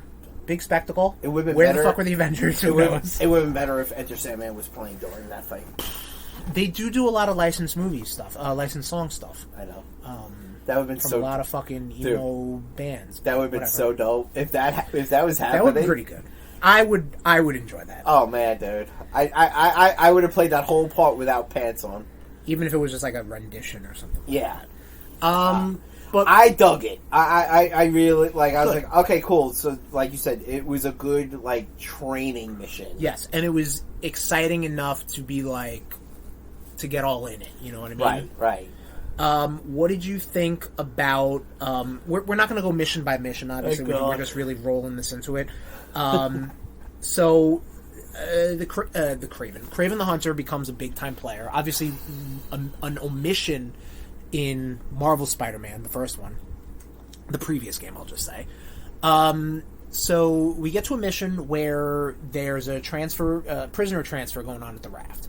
It's Scorpion and Matt Gargan, who, by the way, we were talking about this off air.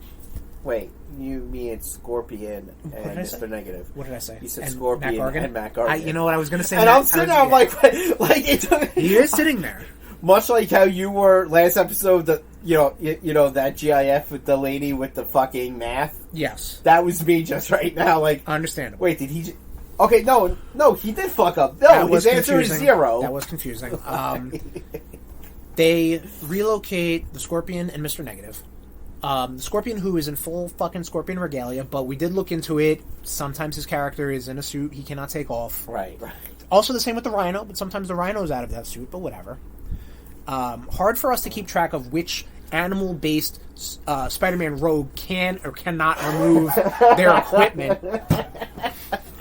Sometimes Octopus can take his shit off, and sometimes he can. Vulture seems like he always Vulture can. seems like he can. Vulture seems like he's always like an old dude, or sometimes he's a young guy. Who knows? Because Vulture's like a businessman as well, right? He's like a scientist. Oh, okay, yeah. Or a fucking. I guess what is in the MCU, like a scavenger. Scavenger, yeah. Well, much like a vulture. Oh. What a god! But that's like the big mission that introduced that gets Kraven into play big time, because Kraven's guys basically take Mr. Negative and Scorpion out of the NYPD or whatever we want to fucking call it, and captures them to do what Kraven wants to set up a hunt. Kraven in much like the Gauntlet. You're right, much like the Gauntlet. But was that really Kraven? It was his family wanting to bring him back. But I was, and then they were all tied in together. Yeah, because then the Kraven story that you and I read at the same time weekly. Which Kraven story is this? Saying Hunted? Huh? Hunted? No, I know what you're talking. When he made the clones, right? Yeah. Right, but the Did Gauntlet that tie into Grim Hunt? No. No? No. Or was that like... The Gauntlet...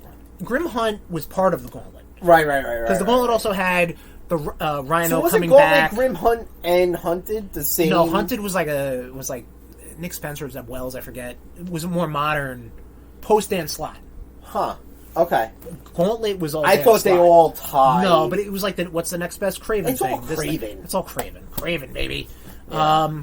Regardless, Spider-Man. Regardless, Kraven wants all these rogues to of animal that has not necessarily because Tombstone.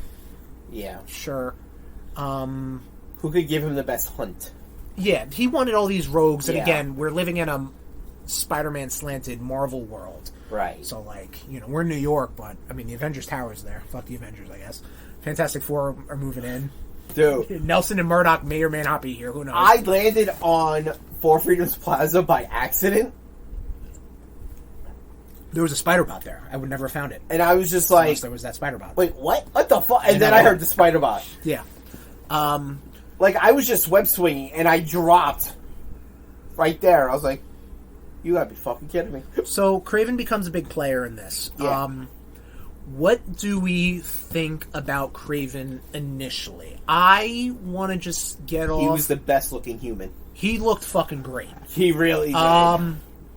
I don't like that he had like a whole posse, but I understand. You know what? I get it. Because it's like in the first game with the inner demons and Kingpin's clowns. You know what? I understand you need a certain sect of goon to fight. Yes. Him having if it was just him, that'd be pretty cool. Him having a posse kind of made sense with what he was going through. Because he was dying. Yeah, but I mean, so you could have rolled that in. You could have done a Kraven's Last Hunt, like the book, the right. But the thing is, like, I think they like you said, they really wanted that. I mean, he didn't need I didn't need to be fighting those goons all the time. I agree. Yes. Because I already was dealing with the fucking fire cult. I was already dealing with. Yeah, maybe have like a bunch of maybe the Rose took over Hammer. I forget how that DLC played out, but like have like the rows have like a bunch of goons out there. You know what I mean? Instead of like finished the Spider-Man DLC. You don't need to. You know what I mean? Or have like a bunch of Silver Sable. I don't know. Revolutionaries come back. Right. I don't know. Like instead of it being like all Craven goons all the time, again with the exception of the cult, which we'll get to. It seemed a little like you're really kind of like diluting this whole Craven thing. Even though I will say Craven was done very well. Yeah. Speaking of Silver Sable, you know she's fucking hunting down goddamn Nightcrawler right now? Well, of course. I mean, it's Silver Sable. Also, Silver Sable's alive. It's comic books. Well, I think she, I think she's working for, like, Orcus. Oh. No, there you go. And Nightcrawler's, and I really do want to read Uncanny Spider-Man. Let's talk about... Give me that mod. Speaking of Spider-Man... Give me that mod. That's the only reason I will get this game on PC. If someone makes that mod, I would play the fuck out of Nightcrawler as Spider-Man. Speaking of Spider-Man, this is kind of... this isn't where, but we're going to... Because there's two different Spider-Men happening right now. Let's talk about Pete's side. So Pete's dealing with Harry Osborn coming being back. A bum. Who we only heard rumblings of in the first game. Right. And, you know, the teaser at the end of that end of that game, and Miles Morales, like, we're like, oh, Harry's alive, but he's might be Venom, who knows? Harry's back. Pete is typical Parker luck. Got a job, can't hold it because of Spider-Man stuff. Has a house, may lose it. Right, yeah, May is dead. Well, no, I mean, he may lose it, yeah, house. So May is dead, so he has he inherited all that debt, all that, you know, stuff. She couldn't even fucking leave him goddamn a little bit of money. What a and Pete fighting alongside with Harry. So let's talk about Pete's arc at that point. Well, I mean... What do you mean? Uh-huh. Well, like him trying to get, you know, wanting MJ to move in as well.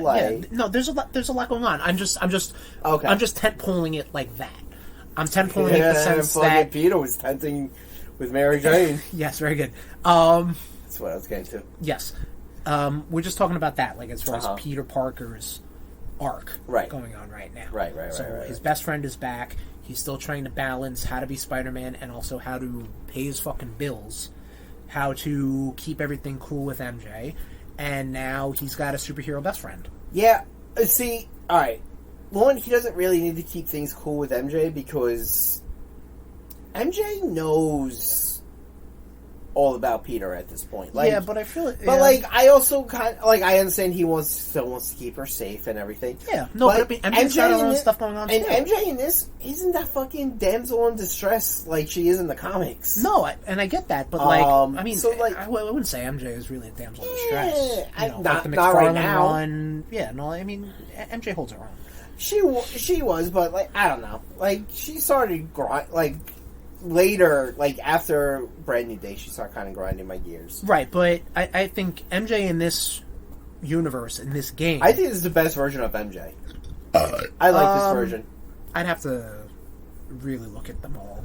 I really like this version of MJ because she fucking holds her. Like, she really holds her own. We'll talk about that. Yeah. But she is she's a self-respected journalist who's working for J. Jonah Jameson, which is a very demanding job. Which she probably just felt horrible having to do. Yeah, but I mean, you know, she's probably because Robbie wasn't going because to pay her book wasn't fucking selling, you know?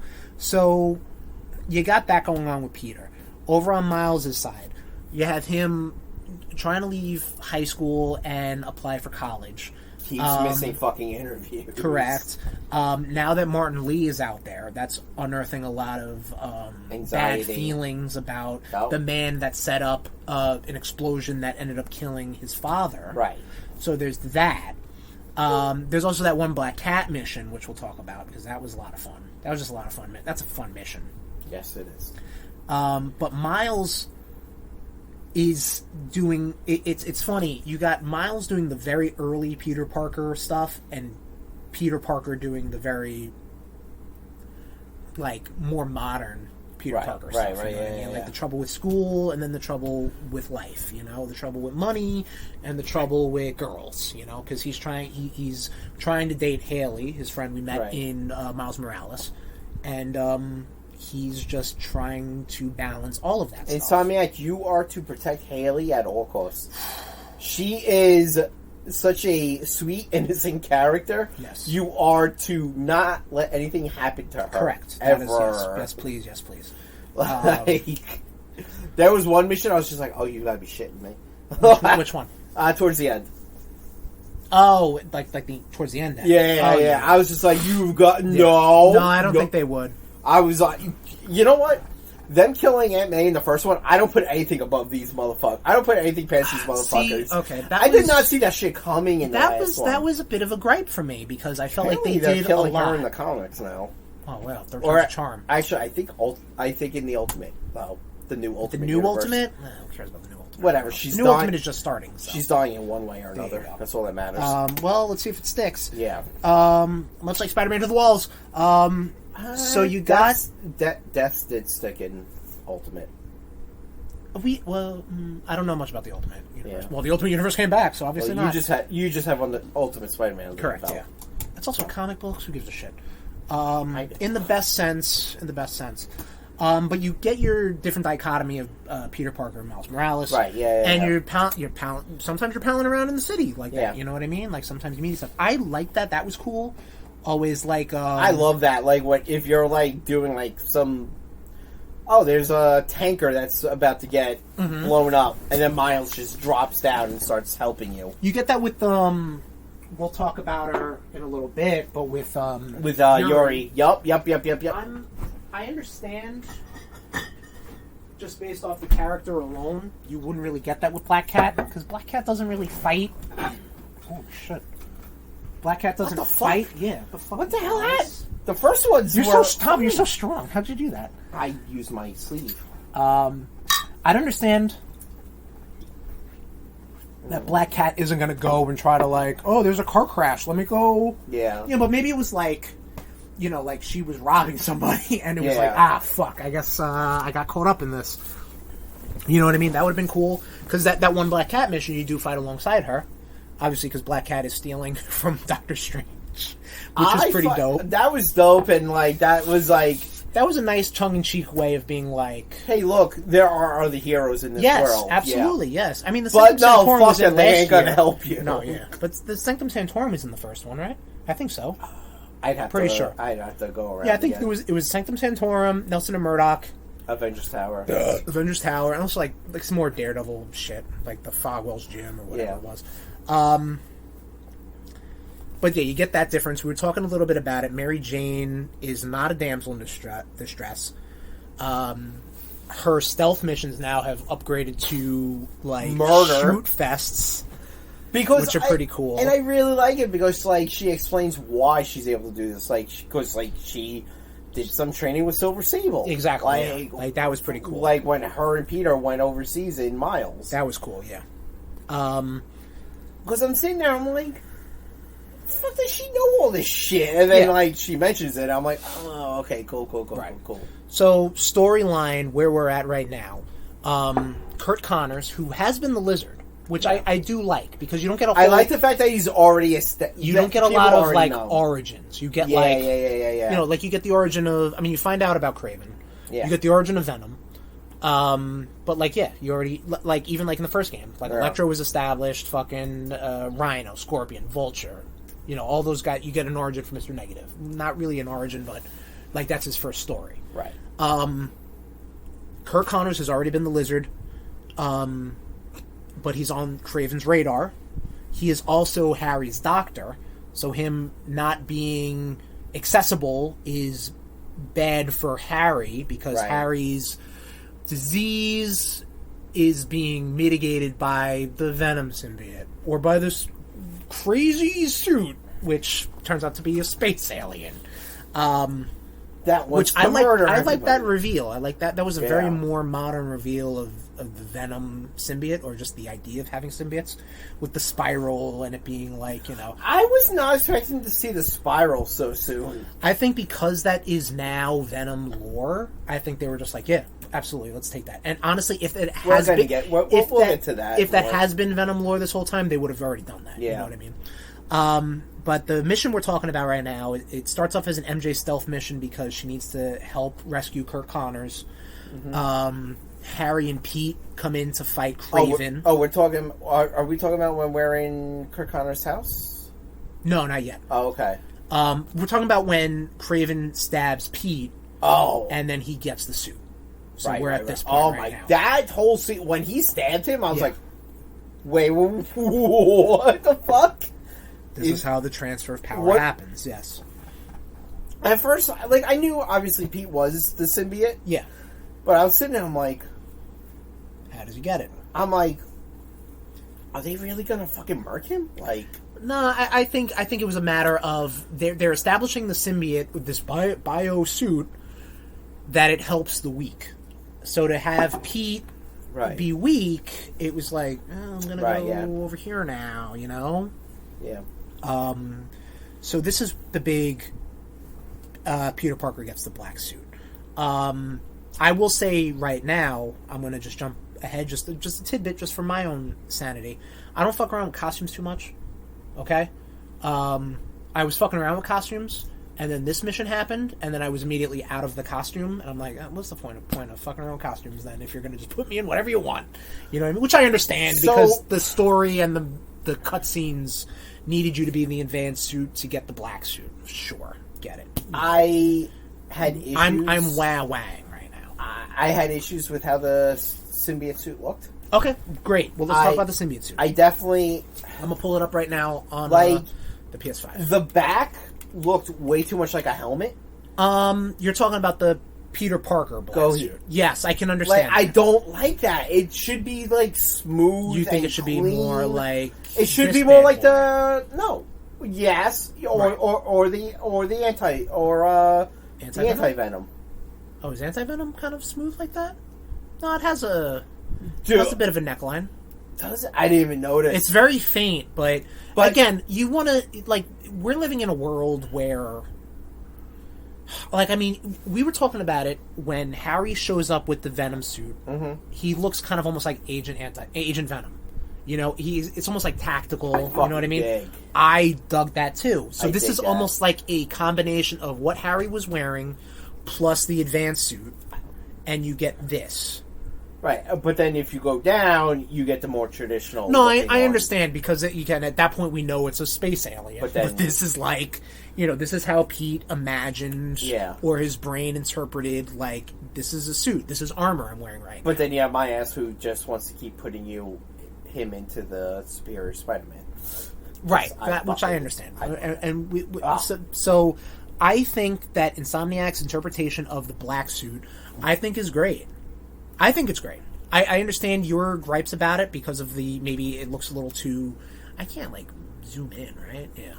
No. I can understand it looks too clothesy or armory. But I think I make that concession. I'm like, I get it. And then go over one? Oh, so to the when he goes bad a little bit. Yeah, like we'll that. Talk about it. Yep. I dug. It's that, but it's weird. Right. We'll yeah, I don't like that, but I like that. So, the next big thing that happens is the lizard kind of destroys Manhattan. I don't want goofy lizard, like goofy lab coat wearing lizard, but like I'm over lizard being a dinosaur. You know what I mean? Like, I'd like a little bit of more slender, lizardy, like how Reptile looked in, like, MK... Not 4, he looked goofy as shit. I don't know how Reptile looked in Marvel. You know what, though? I like the pants. Like, more humanoid instead of just a big monster. I like the pants and lab coat. So do I. I think it looks dumb as shit, but I'm willing to make a little bit of a concession and be like... Fucking, come on, Bruce Banner's fucking running around with ripped purple pants all the time. Yeah, if we're allowed that, come on. You know, because like, I feel like doing like a big giant dinosaur, like, you know, and even like the Amazing Spider-Man and even No Way Home Lizard was like, alright, this looks dumb, but... No Way Home Lizard? Yeah, he was in No Way Home as well. In No Way Home. All the fucking Spider-Man villains came in No Way Home. Lizard was there too. I mean, yeah, okay. Which was the same concept, but... I'm like, fucking... He first showed up in Amazing Spider-Man. That's what I'm saying. I got thrown off. Because you said No Way Home, and I'm like... It didn't register. Both. It's okay. Fuck you! Don't but fucking patronize another me. good mission. Hold on, I'll. You're looking him up in the game. Yeah, he looks like a big dinosaur. Well, you know what I mean? And again, I understand it's a video game. It's gotta look cool. No. You gotta chase him throughout Manhattan, and he's gotta be gigantic. Of course, yeah. And the mission too. The mission that they showed off at I think it was E3 or some sort of state of play that Sony did, where Miles and Pete are kind of chasing around the lizard. Yeah, like in a suit and tie. But you know, that's some Bagley art. I already know that. Wow, I thought that was original game art. I thought that was original game art. Actually, show me again real quick if you have it. If you don't have it up, fuck it. No, it's okay. Oh, come on. I'm on Wi-Fi. You have the mission they showed off where it's Miles and Pete kind of like trying to track down Kurt, who's already the lizard. The lizard is free. The lizard is swimming through the city, and Kraven's like, I gotta get this motherfucker now. I want him. They basically destroy some piers. And then this is kind of like when Peter in the suit gets a little more aggressive, which kind honestly throws Miles off. No, which is good though. Yeah, because I feel like even seeing that trailer or that that gameplay snippet or whatever you want to call it back in the day, I felt like that was how this sequel's going to go. Pete's going to become evil, or he's just going to be bad. He's just going to be edgy. And then Miles is going to be the one to be like, yo, fucking chill your fucking roll. You know what I mean? Yeah. And that's how it kind of ends up happening. But at the same time, I wish they didn't show us that. You know me about showing too much. Yes. I think that was a perfect slice of the game.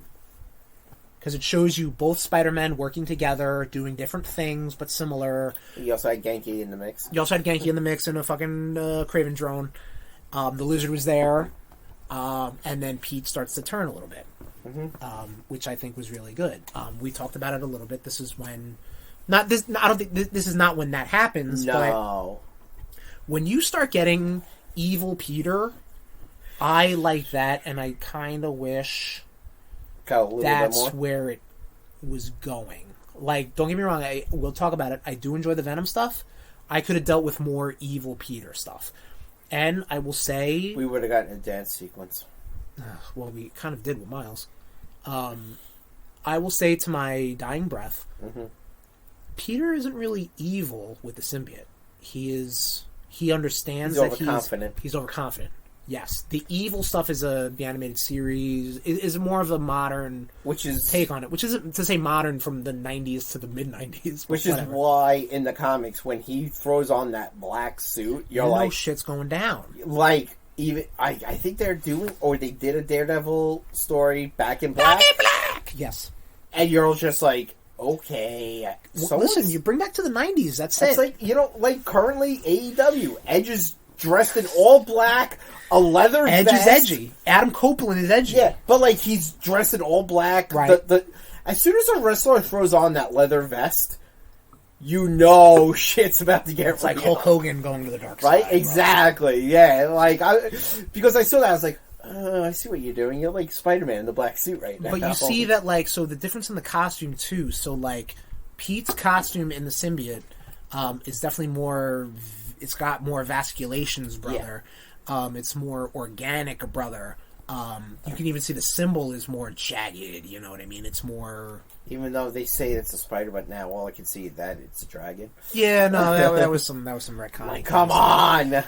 Now my eyes are ruined. But I think the battle between Miles and Pete, when I think Pete ends up fighting Kraven. Oh, we didn't even talk about that when Miles got caught by Kraven, but whatever. That was a fun. That was a good, like, that was fun. 3 missions in a row sort of thing. Dude. And then the part where, like, you break into the room and, like, Kraven's goons are all just, like, partying for you. Yes. And I'm like, oh, what the fuck? But I think that's important also because Miles then is confronted by Martin Lee, who is Mr. Negative. Yep. They do end up fighting, but Miles is able to kind of, like, get him out of harm's way to try to get Peter to rescue him. because Miles is kind of coming to terms. I think he says something along the lines of, like, I won't forget. I won't forgive you, but I won't let you die, or something like that. Which really does solidify Miles being Insomniac's main character now. Yeah. Pete's, not even symbiote stuff, not even withstanding, that he's done. He's cooked. Yeah. He's like Peter Parker. Peter Parker is like the young lamb, and then Miles Morales is the baby lamb, and the Simpson family is like, "Aw," and then Peter shows up and he goes, "Out of the way, you." It's all about Miles until he wears that suit, but it's all about Miles. Yeah, and he has shown growth, which this Peter has already kind of shown, but like he's already been established. Miles is brand new to this Insomniac trilogy. So Pete tries to get rid of the suit. Pete gets rid of the suit, and he's like, "We got to destroy this fucking thing." Harry's like, "Oh no. Oh no. And now he has it. Now he's Venom. Yeah. Real quick, I can understand Harry being upset that Pete, air quote, took the suit. Not really because the suit chose him, but he doesn't really get that. I understand. He was a little ungrateful, though, in this whole game. I agree. With the, Harry kind of made a whole fucking fun, not fundraiser. The foundation. The foundation, thank you. Based off of May and Harry's mom. I don't think he was ungrateful. I think because he didn't know he's what to do with Spider-Man. Exactly. He was like, "What the? This is a lot." Yeah. You know, like this is a lot. This isn't like hey, I have an idea. It's hey, I have already bankrolled this whole fucking foundation in honor of your aunt and my mother. Like, Peter doesn't know. Sign up right now. Peter doesn't know what to do when good things come to him. Absolutely, yes. That's Peter Parker. Honestly, right much like an actual person. Yes, which I think makes Peter Parker very relatable. Absolutely. But what he's been fucked so many times. So Harry's motivation and why Harry is very slighted towards Peter. You look at Harry's where he was. He was in a fucking tank with a fucking symbiote, space alien, which gave him powers, and he feels fucking great. He feels better than he's ever felt. Yeah. This has now gone to his best friend, who for some time was like, "Hey, buddy, I'll give you the suit, but like, I gotta find Kirk Connors. I gotta find Craven." Yeah, exactly. He always making excuses, right? And but now he's honestly, like, that was a lot of the suit. I think. I think so too. The suit didn't want to go back to another week. Yes, he was like, "Oh, this is good. This is really good. This is I like this." What I don't get, because they show this scene when Harry is sick. This costume that yeah. Okay, he doesn't have the white. What I don't. He doesn't. No, he doesn't. Go to he doesn't have it in this one. You're talking about on his wrists, on his hands? Yeah, he has them there. Yeah, he doesn't have it on this one. Yeah. Does he have it on the other one that you showed me? The animated one, or whatever it is, the comic book. Yes, the actual does. one. Yeah. Okay. I have not unlocked that yet. Oh, spoiler alert. Yeah, whatever, dude. I'll eventually. Yeah, whatever. We'll talk about don't costumes. Matter. This is a long epi. They show this one scene where Harry's sick.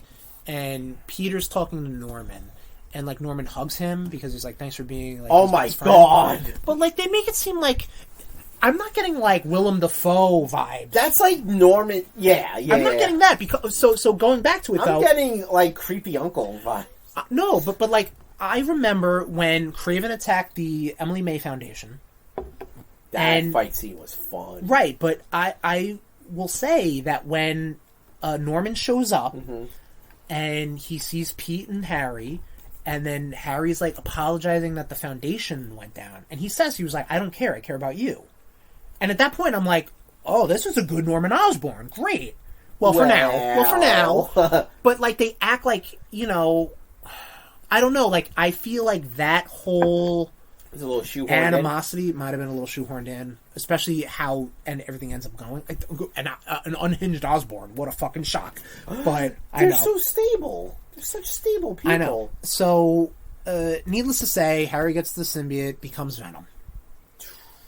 What did we think of how Venom played in the little snippet that we were able to get right now? Maybe there'll be DLC. Who knows? And there's glitches out there. What did you think about how Venom played? fun, right? It was fucking powerhouse. Absolutely, yeah. That is a trope I love. A fucking powerhouse. Like, I had these motherfuckers. I don't think I died once during that whole. No, I died a lot in this game. I didn't know you could get damaged. Until there's that one scene where a helicopter is like starts shooting you in the building. Actually, yeah. And then I did die right there. They're like, "Oh, you should dodge," and I'm like, "Oh, I could get hurt." Like I thought they were just throwing shit at me. Right? And I yeah. could just Exactly. Destroy. Yep. Same. I love that trope where they raise the bar against you as a human being, as a player, as a main character, so high. And then they introduce a character that just completely wipes it. Yeah. Like, I love that. So, speaking of, this is where Venom kills Kraven. Dude, I did not see that fucking coming. I was expecting that. Only based off... I wasn't like, I can't wait for Venom to kill Kraven, but, like, how are we gonna... Kraven's still a player at this point in the story.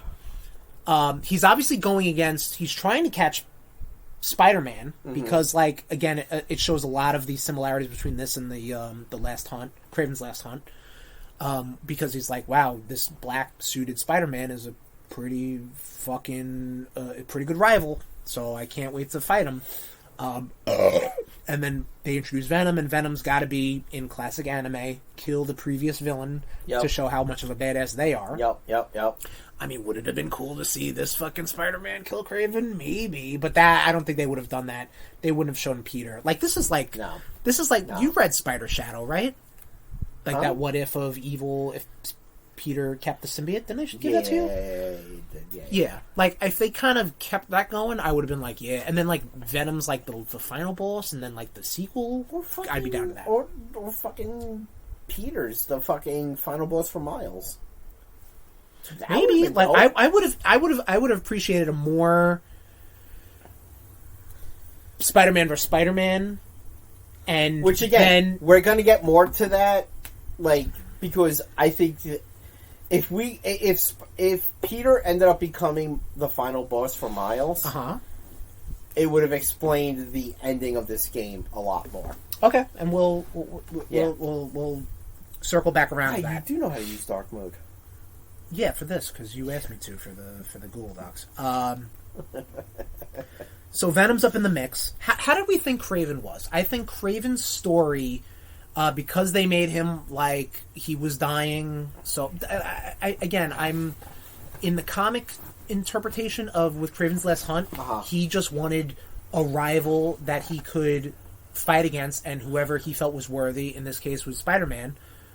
Then he was like, "Okay, I'm good. I can die." You know, and he took his own life. But that was the same thing with this. It was, but it was almost like I'm on borrowed time. I gotta fucking... He wanted to hunt as much as he could. Yeah.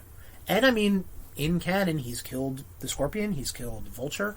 Like, I don't know what... Electro, I think? Probably. Any other villain they won't... Did you see that, I think the scene... Like, the one MJ mission, where you're going around Kraven's camp. Like, I know... And you see all of the different, like, you know, like suits and shit? Yeah. So, like, those are trophies. Yeah. Apparently there's a glitch where you see Rhino's head. I was just about to say that, yeah. There's like a room in a glitched out part of Manhattan that it has Rhino's head on a plaque, Scorpions and Shockers, who's not seen, but it's Shocker. You don't get that from the animated series, too? Shocker! You know what I'm talking about. I know what you're talking about. I hate that. I know what you're talking about. So now Venom's up in the mix, and now it's oops all symbiotes. It's like, well, it's Planet Symbiotes now, everybody. So after Kraven gets his head bit off... Right. I feel like you should not have to deal with the fucking hunters anymore. I would have liked if they did like an Arkham Knight thing, where they transferred power. They hook up with another person. Yeah. Like, have it be Chameleon. We'll talk about him in a minute. Or one of other Kraven's kids, but spoiler alert, they're all... Well... I would have said Carnage, but he bounced. Yeah. Well, yeah, we'll talk... Well, at that point? I think after... Yeah, before the Venom takes over, they bounced. Do end up some of the side missions and whatnot. Depending on how you do them. Correct. No, I think... you're right. But, like, it opens up before Venom ends. or begins, I should say. So now As it's soon Planet as of the I saw Symbiotes. him, I was just like, "Ooh, I gotta finish this shit." Yes, I told you about. Remember, I was like, "Oh shit!" Like this cult leader. You can only imagine who that's gonna be. But yeah, so it becomes Planet of the Symbiotes, which is like, okay, now should the Avengers show up? I don't know, but again, this is a Spider-Man book we're reading right now. I I'm a little more forgiving with that. It's all symbiote goons because they're just they're not monsters. But I shouldn't have to be fighting symbiote goons and then fucking Craven goons. I agree with you. That shit's annoying, dude. And then plus, depending if you're trying to stop a tanker, yes, then you have to fight the fucking fire. Dude, that happened to me. I'm sitting there and I died, and I'm like, you've got to be. I did the same, kidding. dude. I was so pissed. I was like, you know what? Let it burn. I did a tanker mission, which led into the symbiote showing up, which led into Craven's guy showing up. I'm like, what the fuck is happening? And I do like how they all fight each other, but like they're fighting me. I mean, thank God Yori shows up. Yeah, that did not happen for me at that point. Well, but like, yeah, I know what you mean. Like, that is pretty cool. Well, because I'm doing the side missions now. Unless I go to a specific Peter side mission, I can't switch to Peter. Right, I remember you saying I can only play as Miles right now. Did you? I don't remember. I don't mind. The Arkham games, because they were different. Like you had Two Faces goons and Penguins goons, etc., etc. Did they fight each other, or they just never mingled? Right? They just kind of like stayed in different portions of Gotham. To me, seems silly. Well, they're crime bosses, so they want to stay in their lane. Though playing this and talking about Arkham kind of makes me want to play Gotham Knights. Oh, that's on Game Pass. I have an Xbox X now. By the way, that was a Black Friday pre-gift. Jesus. It's there, yeah. And is it hooked up yet? Yeah, well, yeah, it is. Yeah. Come on now. So yeah, Gotham Knights was the first thing I downloaded on Game Pass. I didn't start it yet because it didn't come out this year. How many controls you got?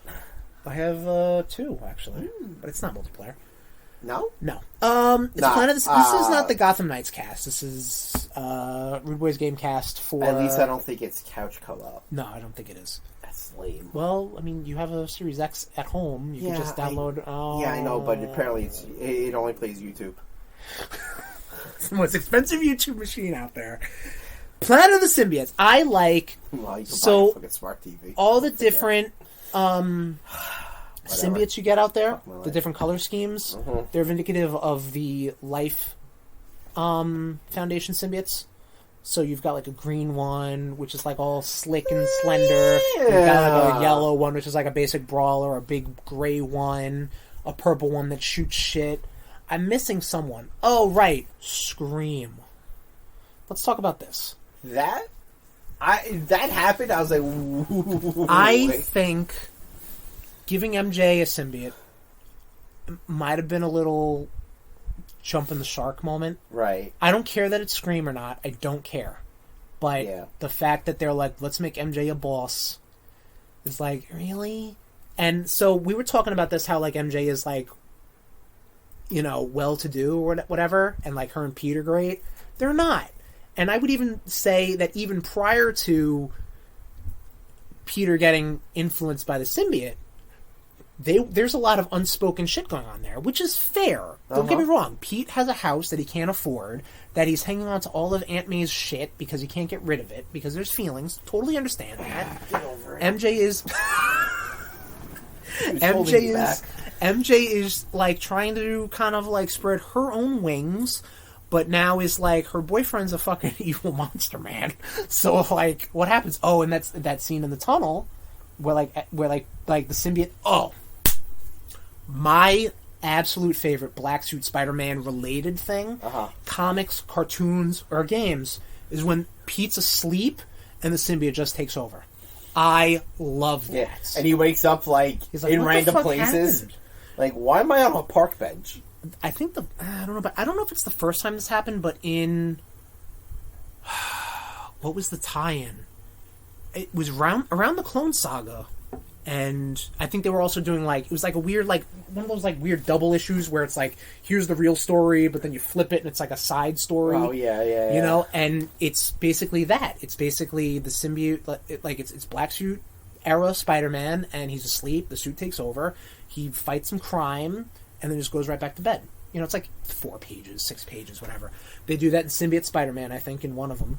In I forget, but like figure right. Yeah, like he's supposed to meet Aunt May for breakfast, and the symbiote takes him all the way across Manhattan. Yeah, that's what I would say. Part with MJ where you're trying to escape from Peter's house, and you got Craven's hunters. Yeah, and then Pete's picking him off. Yeah, because he's taken over. Like that's one of my favorite. And I'm sorry, how oblivious are fucking people in Queens? Listen, dude, come on, New York, baby. Nothing's going on, dude. You're telling me fucking Queens home residents don't have fucking guns?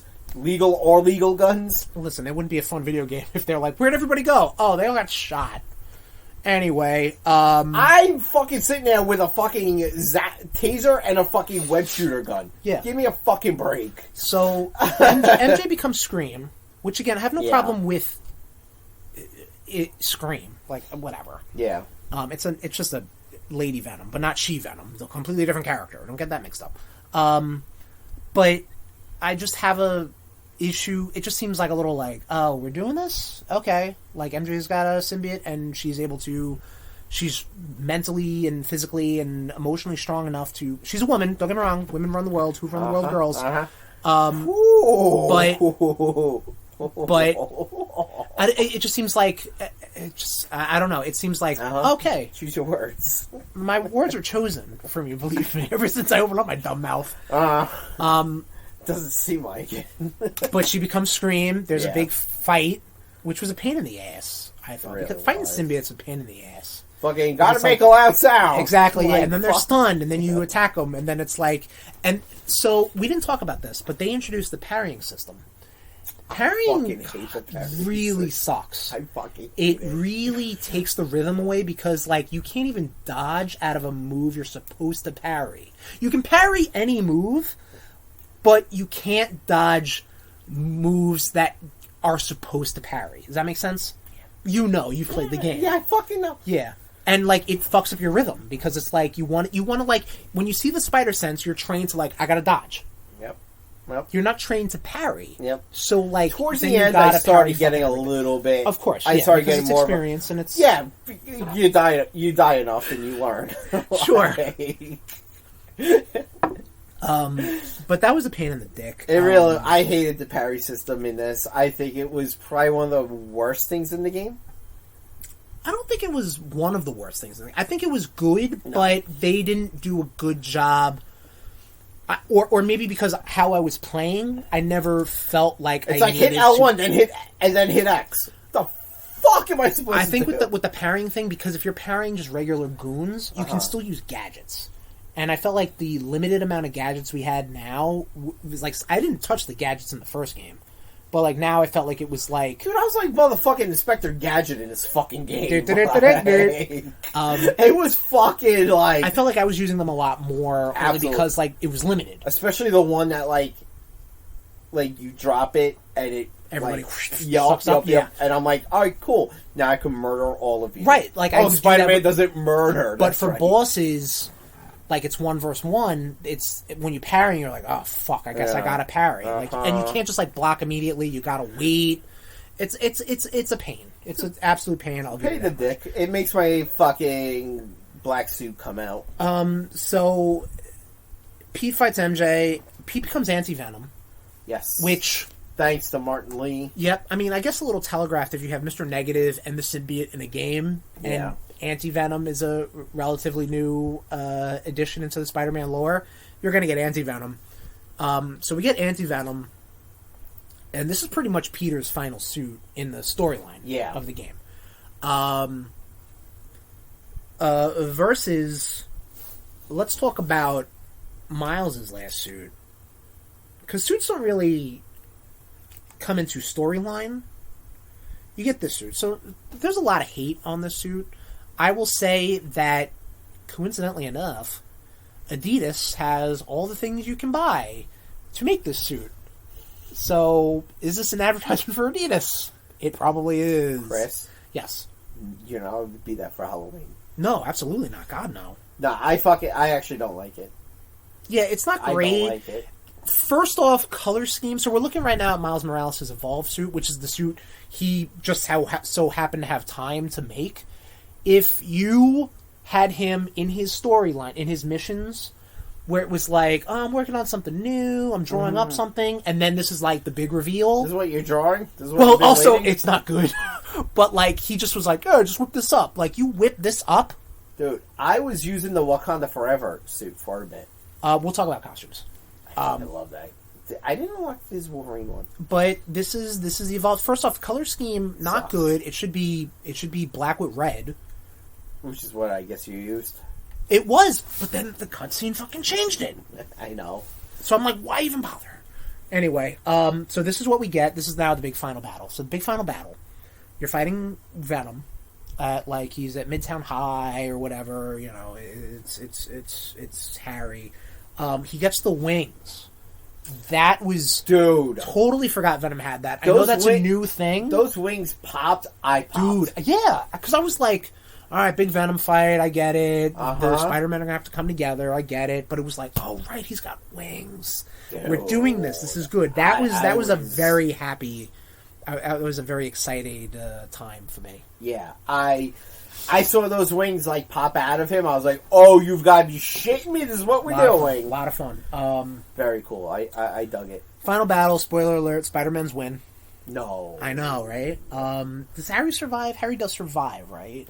Right now he is soaking in the G serum. In the G serum, right? So the G semen.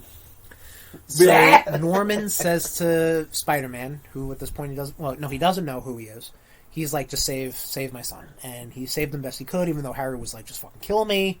Yeah, and then Norman gets pissed at the Spider-Man and Mary Jane. Again, another unhinged Osborn. And I'm like, dude, shut the fuck up. They did their best, yeah. Why don't you go fucking release? Why did you give your son a fucking space alien? How about that? Or you're a bad dad. Why did you release a fucking virus that killed my that was Dr. Octopus. My parental unit.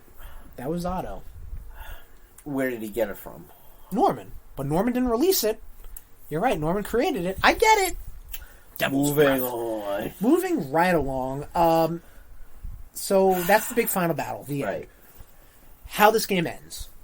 Peter effectively retires as Spider-Man. Or moves on. I'm not going to say retires. He very much needs a time to, he's earned it. Yes. Which I think is like a bit of a... Wasn't this whole power responsibility? What's going on? Again, I know it's a video game and you have to... at some point he's got to move on. He's fucking deserved. Especially if you have a very able-bodied... Yeah.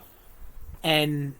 what am I trying to say? An able-bodied and... I don't fucking know what I'm trying to say. An able-bodied and able Spider-Man to follow in his suit. I mean, I know... And you know what? I'm sure with Marvel's Spider-Man 3... Right.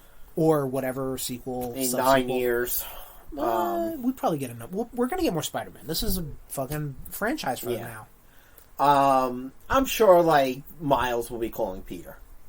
I don't... Yeah, we're not done with seeing Peter Parker in the suit. No. And maybe that will be because he's a bad guy. So... No. That's how... Well, let me get to it. That's how the Spider-Men end their story. Do you think he's going to be Goblin? No, what I'm saying is that... The symbiote's still in... No, what I'm saying is that... No. So this ends with Norman going to Otto and being like, you know the Spider-Men, what's their identity? First of all, I don't know how he knows Miles, but whatever, super scientist. And Peter then Otto thankfully is like, go fuck yourself. I hate you. Like, yes, you do hate him, that's right. Yeah. Thank you for having that... Instead of being like, yeah, we're both bad guys, right? We hate him. Like... I like that. Good. Yeah. But he says he's writing his final chapter. They do tease the fact that Otto, even in the first game, has like a muscle disease. That's why he needs the arms. Yeah. So he probably needs to get out of his body. Yeah, MS. Well, I think it's like comic MS. Oh. Exactly. So I don't think we're getting that. We're getting Green Goblin in Spider-Man 3. Why not both? We got Kraven and Venom in this game. True, we did. So I'm thinking, and let's talk about it, as far as the ending goes, I feel like they definitely set up for They definitely set up for a goblin, with Norman calling for the G serum. Okay, just say it. Where's the goblin juice?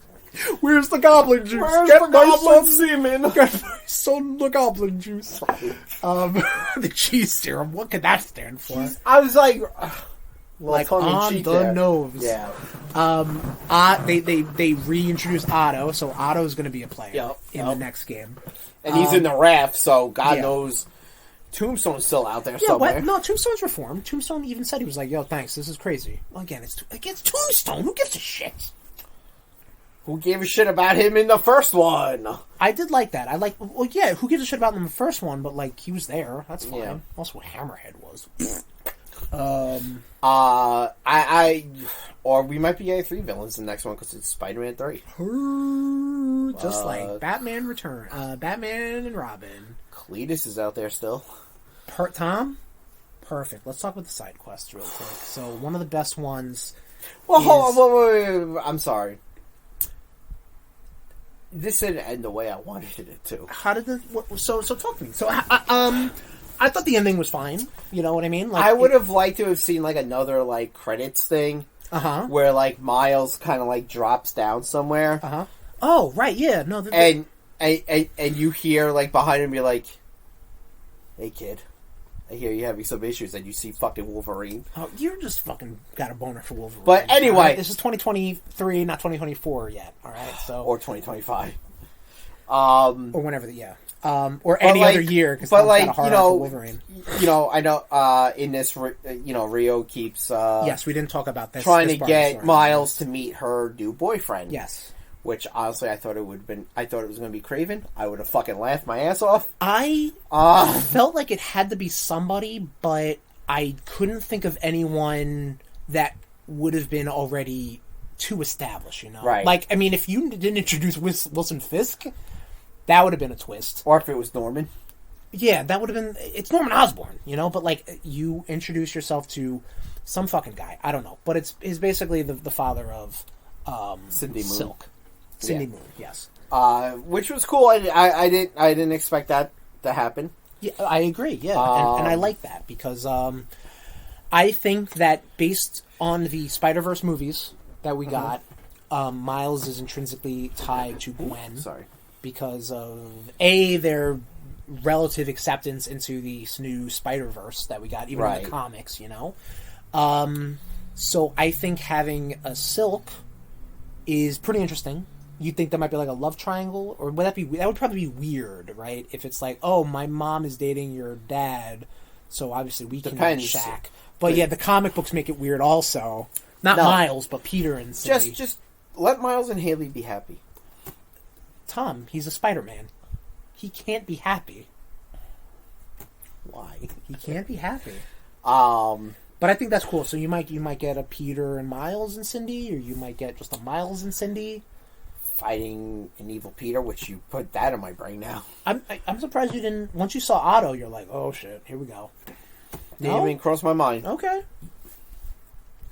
My brain didn't even go there, and yet I love that suit. So we're going late, but we love it. It's all Spider-Man, baby. Side quests. I got this grouped as the fan service ones, the other ones, the good ones, and the other ones. The fan service ones, so the Flame. Real quick summary: Yuri, who was established in Marvel Spider-Man as a police officer, detective. Yep. She kind of breaks bad in the DLC because Hammerhead is a dickhead and Hammerhead like kill her dad. Yeah, something like that. Some shit like that. Yuri becomes Wraith, who in the comics that's also who she becomes a vigilante. They could have just brought in Frank Castle. Dude, I said that when I was playing the DLC. They should have just made Yuri the Punisher because like the way it sounds like there's you didn't play the DLC fully, but there's like these side quests in the DLC where Peter finds recordings towards some vigilante and he doesn't know who it is. And on my mind, I'm like, oh, this is like the Punisher because they're talking about punishing criminals. Got it. Twist, it's Yuri. So, and then it's like, oh, Yuri's, she's a dirty cop, but she's also not a cop anymore. She's just kind of taking the law into her own hands. Much like the Punisher. We need to do a game cast of you playing the Punisher. You gotta figure that out. But I understand now her being Wraith, because if she was the Punisher, that would just be not fun to play with. Right. You know, like, she's a good character to team up with, because she's got a pretty similar moveset as Spider-Man, jumping around. Agreed. With her fucking hooks and shit. So there's this cult of worshippers for a serial killer nicknamed the Flame, who Yuri has had her eye on, and it turns out that the Flame, his whole modus operandi is to obtain part of a symbiote that Oscorp has. The Flame is Cletus Cassidy. Well, that's one of his aliases. That is, yes, but to people who... It's Cletus. And just how he acted. Yes. Like, how he looked, too. Like, he... Like, once when they showed him, I was like, oh, shit. He's wearing a fucking Hawaiian shirt and jeans and no shoes. But I'm like, there's no fire-based villains of Spider-Man, really. So, like, it's not like a Firefly or something like that, you know what I mean? So I'm like, who could the Flame be? And they turned into Cletus, and I'm like, that's fucking cool. I like that. That side quest ends with Cletus escaping with the Carnage symbiote, or a red symbiote, and he says Carnage a lot, so... I plan on bringing Carnage. Yuck. So that's an open door.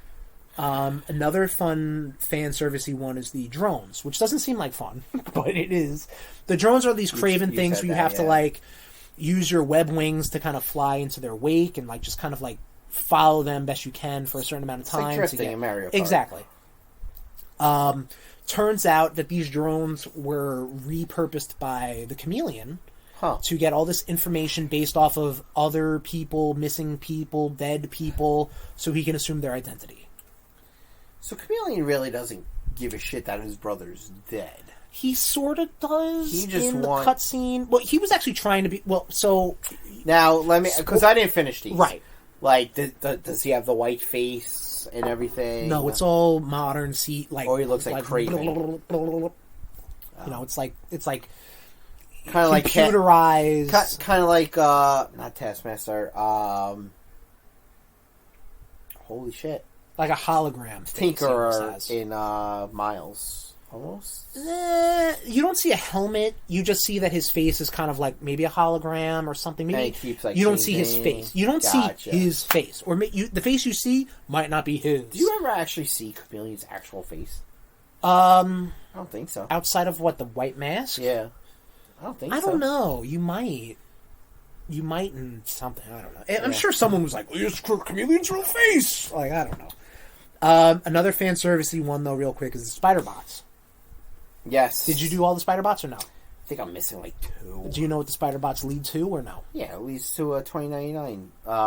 It leads like across the Spider-Verse. Yeah. You see, I mean, it's very much telegraphed with how the things kind of like glitch in and out. I think that was the only thing that got spoiled for me in this game. Same. Remember, we said that. Yeah. We were like, because Marvel Twitter account was just like, "Whoa, check this out! Here's the Spider-Verse portal." I'm like, "Cool, thanks, guys." Whatever. The character they refer to in the game, in the cutscene, though, was like a deleted scene character in across the Spider-Verse. Okay. So it's like, that's a shitty reference if people don't know who that is. But it's cool. Like, they do like the similar art style as the movie, so it's like, oh, all right, neat. Anyway, those are all the fan servicey ones. How many of the friendly neighborhood missions did you play? These are like these are like the special ones. It's through the app. But these are like you're helping, like, you know, find my grandpa and the thing with Howard from the first game. Are these not things you've done?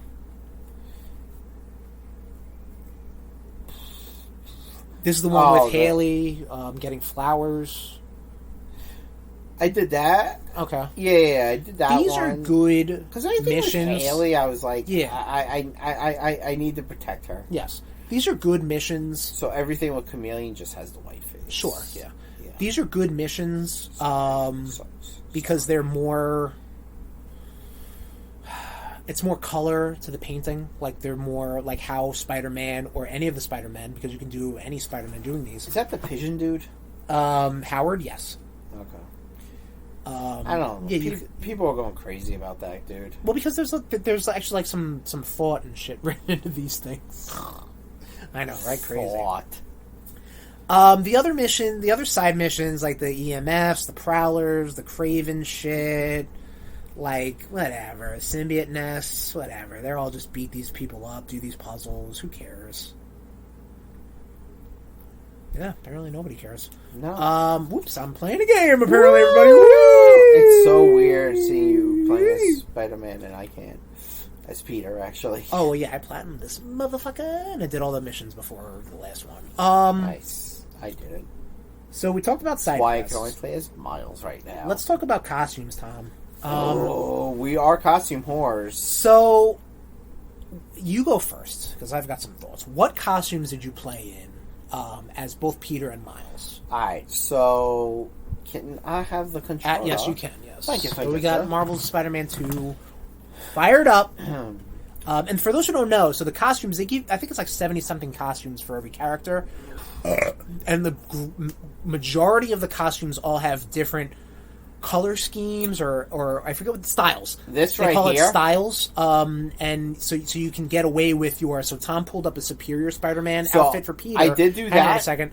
That is it's a red and black, a blue and black, a black and red, and a variant that almost looks like Superior Octopus. So they can get away with kind of like, instead of having a Superior Spider-Man and a Superior Octopus costume, there you go. So you have a little bit of color variant. I jumped between this one and the Miles looking So one. Tom's talking about, so he was fucking around with the Superior Spider-Man costume. Superior Spider-Man is such a great fucking looking It is costume. a really good looking costume. I don't like, the And now- eyes are very slender. Well, if you remember in Superior Spider-Man, Otto put those on, especially to make them tinted, to kind of like help him like deal with like Peter's like Spider sense because he wasn't. Yeah, exactly. That's I can get. And that. I guess them being slanted more kind of helps him focus. Sure, yeah. Comic books. Make Yeah. it up. That's nice. So you fucked around with the Superior I suit. fucked around with that one. I love cloaks. That's why. So you're looking at the Arachnite. This is the Warp Worlds, Infinity Warps of Moon Knight and Spider-Man. I fucked around a little bit with the Amazing Spider-Man suits. Both Amazings? Yeah. Okay. More. So you're talking about the movie tie-ins. So Yeah. none of the movie tie-ins have styles. Yeah. Which I understand it's probably like a legal thing because it's Sure, like, this is how this suit appeared. This is how it always will appear. So I gotta do the Rubik's Cube with Noir. Oh, with the falling Spider-Punk I kind of skipped over. That's fair. I was like, okay, cool. I'm surprised. So there's not a lot of... There's only one Into the Spider-Verse or Spider-Verse movie, animated movie suit for Peter. The Raimi suits look really... I never really liked the Raimi suits, but like it looks good here. They look... I mean, the only thing about the Raimi suits is the webbing looked too raised. Right. Well, what other suits did you fuck around with? Then we can get into all the suits, but... Well, that one... Superior. I even did fuck around with this. I bought a hoodie like that. They actually have an official released hoodie. Oh, you did buy it? I did buy that, yeah. Yeah, big time. Uh-oh. No, I didn't Okay, cool. pull the... But yeah, Pull it the was trigger. just... Yeah, I didn't pull the trigger. Oh, these are all the deluxe things I bought too, because I was like, fuck it. Yeah, they're weird. Ew, They're weird looking. I don't like that. So, So it was mainly Superior. Shit, I didn't get that one. That was like the first costume you unlocked, really. Is it? Yeah. Oh, I might have been getting it because confused with the Arachnite. So you're talking about the Scarlet Spider 3 Yeah. costume, which, oddly enough, no Scarlet Spider 2 costume yet. If it was going to follow the same pattern as Marvel Spider-Man and Miles Morales, they might do some post-release costumes. I did like the upgraded suit because I as much as I love the fucking blue and red, I like the black and red So a little bit better. If I may, let me talk about the costumes I fucked around with Spider-Man, which weren't many With Peter. because with Peter, yes, Right. Where I did a lot of the classic suit. I think it was the classic suit, but red and black. Okay. Like, Steve Ditko fucking won it. I like that. I did that. Honestly, like, I don't fuck around with the costumes much. I fucked around with that, and then it immediately put me into this suit because it was storyline. So I'm like, cool, sure, great. Yeah. But with Pete, I did really... like the Daredevil shout out on the advanced suit, the yellow. No, I'm like, oh my god. But with Pete, I didn't really mess around with many of the costumes.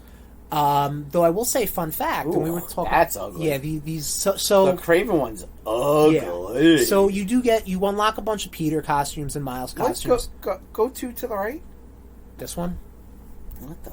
Well, I'll explain. Hang on. Okay. You do unlock after some missions, like saving lives. This is if you beat all the flame missions. If you beat all the Craven missions, you get the Craven suit. Whatever.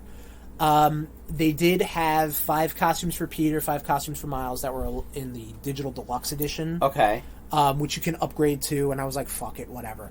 The suits don't look as bad as I thought. That's not saying that they look good either, nor would I ever play them. Does that make sense? Yes. Like, I'm like, that's interesting. I'm done. You know what I mean? But with Pete is concerned, I only really messed around with, that one advanced suit. Actually, wasn't the advanced suit but red and black? No, it was the classic suit, red and black. Yeah, honestly, the advanced suit, red and black. I know, but like I was playing around with this, and I was like, "Oh, this is fun." And then again, the game boots me out to that. I do want to unlock the comic book symbiote. Yeah, that is a good costume. That's like, a check beautiful. That out. No, that doesn't. Oh, that does have other. Yep. So you have your black and white symbiote, not black and white, but your regular symbiote. Yep. Your bluish tint to it. Your anti-venom, and then this one's got the blue-red. Like so it's this like one's animated, kind of yeah. Like it's a blue and red highlights to it. It's really nice. I like that. I dig that. I'll segue into Miles. Miles, I fucked around with his costumes a little more. I didn't mess around with the upgraded suit too much, but I feel like once I unlocked the tracksuit, which I hated in the original games. You said that. But this with the red, the full black, I was like, this is my main Miles costume. I'll agree. Then, storyline-wise, he was getting a little dark, so I switched to this. I used this throughout the whole game. As soon as I unlocked it, I fucking love the look with the leather jacket and the hood, and the camo pants. This is the end suit. This is the end suit. And I feel like this is the one I used a lot in Miles in his game. That's his. Like, actually, I'm sorry. Go up one. I used I'll get to what you got to. Let me do mine. I'm sorry. Wow, you're getting me all worked up. Well, and you just stop. Well, blue ball yourself for a second, all right? Edge yourself. This is good. The release is going to taste 10 times as better. Taste? Why did I say that? But then in the one scene where he goes to his dad's grave, when he goes to his dad's grave, and he's like, I guess that was kind of his turning point of being like, I got to be a better person. This is the suit I fucked around with, because I was like, because this is a Miles Morales comic book costume. A lot of these are like, that's original, that's original, that's original, that's original, this is original, this is the movie, this is the movie, this is original. This is actually in the comics. I think I did the black and red, actually, to be more thematic. It's like something that, like, if they were doing an SNL parody for Miles. Right, but this is the 10th anniversary suit. But I feel like this is Miles. Miles is like, you know what? Dude. This was him. He was dark, moody teen. And this is like, you know what? No, I'm gonna freshen it up. I'm gonna go out there, and it's almost like when Peter in the comics was like, I'm done with the black suit. I'm going back to the red and blues. This is Miles, who, with the swagger of an exaggerated black teen, he picked a new fashion. It wasn't. I don't think I picked the pink one, but I think I probably just did it out of laziness. It's a gross looking costume. I disagree. Okay. I think it makes him look different than Pete, which is good. And it makes him look more slender, which what I feel Miles is to Peter. You know, he's more of the skinnier, younger, smaller. Yeah. You know, and I don't like it, though. All right, that's fine. What kind of costumes did you fuck around with in Miles? With Miles. Now you can go, Tom, all right? Oh, thanks. You're welcome, buddy. No. Miles' suits are weird. Yeah. Because Miles hasn't been around for the Shadow Spider suit I fucked with. That's pretty dope. I did that in one mission. I like it because I think when he was sneaking into Craven's base or whatever, I was like, all right, he needs a fucking hood. 2020 is gross. I like this in his game, but it was like the last suit I unlocked, and I'm like, oh, you're Daft Punk. I get it. This I fucked with the Forever suit. This is the Black Panther suit. I really liked. The end suit is the best one. The end suit was the one that I fucked with before they put me in that disgusting. Yeah, that is. But I also like. Honestly, like I also fucked with the Prowler stuff, mainly because it's a good color scheme. It's a good color scheme. I love me some green on black, and the purple works right. Like. But it was also like... And it's like a nod to the Prowler, which is his nod to the Prowler, which obviously his uncle. Yes. But, like, I don't know, like, it was also him striking out. I actually didn't use the purple. I used this one. So... I actually dig that. It's funny you say that because I thought... Were there any other Miles costumes? I'm sorry, before we segue. You do see the Stan Lee tag. Yeah. Like one side. This one, I like a mission. And then I was like, this is gross. Okay. The strike suit. I gotta get this one. It's just weird looking. Yeah. He's got some good looking symbiote suits from Dark Ages and King in Black and shit. It's like a Mysterio suit. Well, that's the one you unlock after you do the Mysterio missions! Spoiler alert! Go up one. So this is a suit from Dark Ages when... Did you read Dark Ages? I won't talk about it then. But that's a suit Miles is in Dark Ages. I'll just leave it at that. Which is very symbiote-esque. The red looks so It looks fucking dope. There's the King in Black suit or whatever he's in is going to look good. Like, he's got some good... Miles has some good late-game costumes. Go down one row and over to either this one or the one over to the left. This one. You put him in red and black... Pretty cool looking. That's pretty cool. Yeah. What were the King in Black ones? That's dope. Yeah. No, again, because Miles is such a newer character, a lot of his costumes are Dapper Jones. New. People were like, yeah, put him in Spider-Punk together. Ugh. Yeah, the Craven suit. He's got more modern comic book style costumes. See, I hate when you see the hair. Yeah, these are all part of the digital deluxe ones. Yeah. Like, this is... Ew. That's like he looks like Spider Bite from the cartoon, from the movie. It looks like something from Reboot. Don't you knock Reboot. I'm not. It's better not. This is just gross looking. Yeah, it's not great. This actually looks... Wow. That's Tokusatsu. If this had different... well, people say if you go to the Mysterio costume and change it to white, it looks like the White Ranger. Homeboy should be wearing, like... running around with a fucking flute. Yeah, right. Calling a fucking Spider Zord. That's what that is, kind of. So yeah, go to. I like the fucking Captain America suit. Captain Puerto Rican. Yeah, I think it's just supposed to be Miles with the Puerto Rican flag, but I know what you mean. Like there was a variant of him wearing a similar costume. Tell me to go to the Mysterio suit and go and change to the white variant. Like that's White Ranger. Yeah. You know what I mean? Like the gold and white accents. Yeah. Yep. I can see that. So... But yeah, no, this was my suit. Yeah, 100%. Like, if I was ever going to cosplay Miles safely, that's what I would wear. Oh, boy. Why? I said safely. So, like I've said... I appreciate... We are costume wars. I appreciate all the costumes, but while I play games, I never really fuck around with costumes. See, that I like because the spider wings were actually camo. Or they were more... No, spider wings were wings. They weren't webs. They were actually wings, like falcon wings. So yeah. Some of the costumes themselves give a little bit of a tweak to the web wings, or in Peter's case, the spider arms.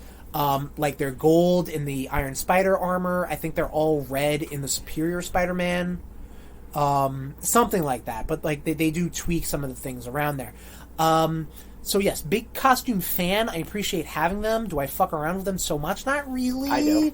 But I like having them. With that being said, I understand why you would want to have your movie costumes up front and center. Yeah. But, like, you don't need all of them. The Spider-Man India one is... Not this one, right? This the Kumo suit, yeah. Yeah. It's not good. Well, this is done by Peach Macomo, who's a big time. Everybody's hot on her doing art. She does very beautiful art. Right. But in this format, it doesn't work. No, I didn't get that. And a lot of these other things are like artists making original costumes. Like that's what that was. That was an original. Like she does a lot of stuff for Marvel Snap. Momoko? Whatever it is. She does a lot. I know you listen. Yeah.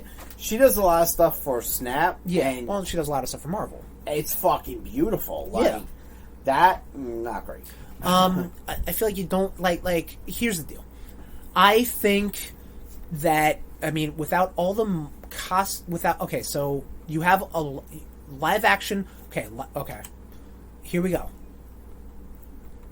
Live action Spider-Man 1, 2, 3, 4, 5, 6, 7, 8, 9, 10, 11, 12. You have all of his live action costumes, which we did a RudeBoyz rank up. Check that shit out.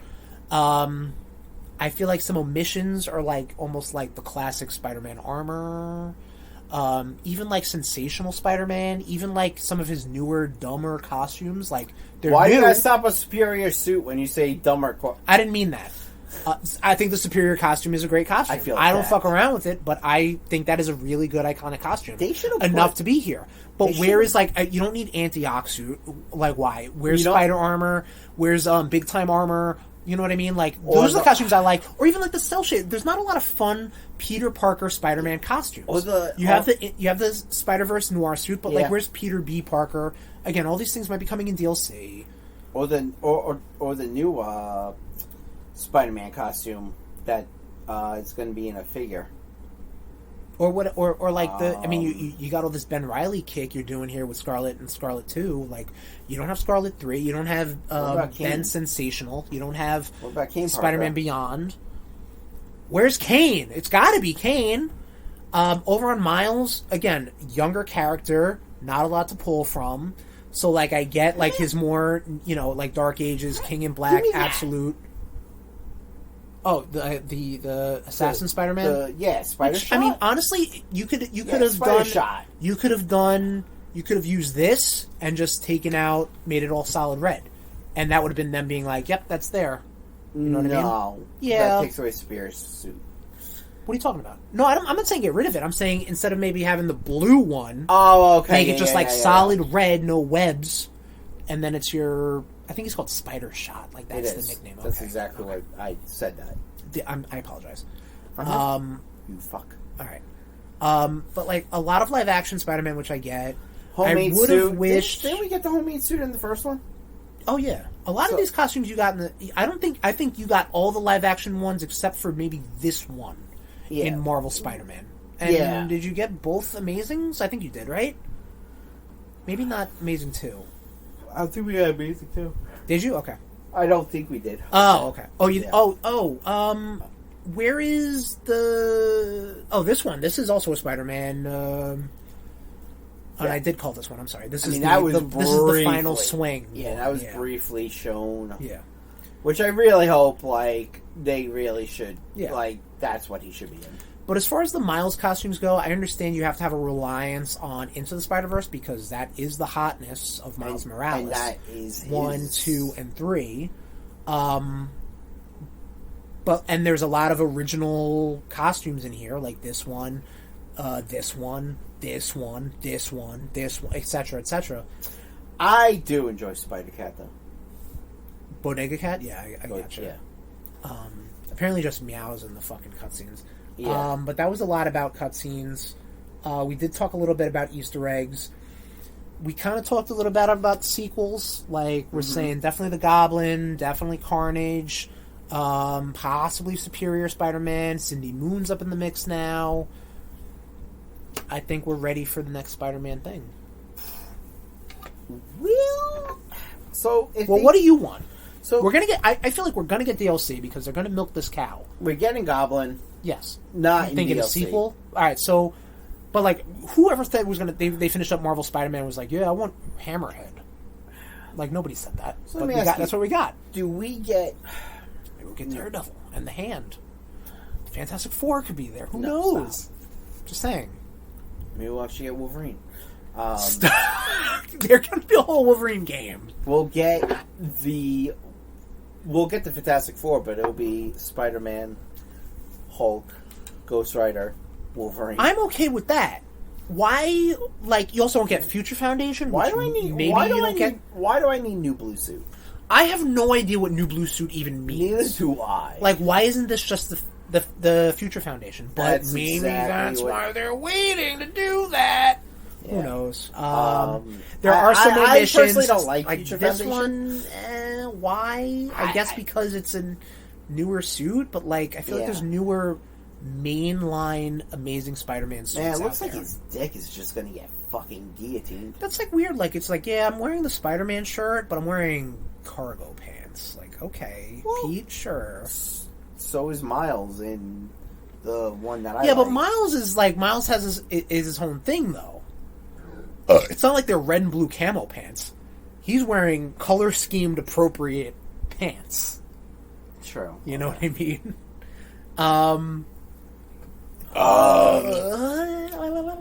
Oh, okay there, brother. So what do we?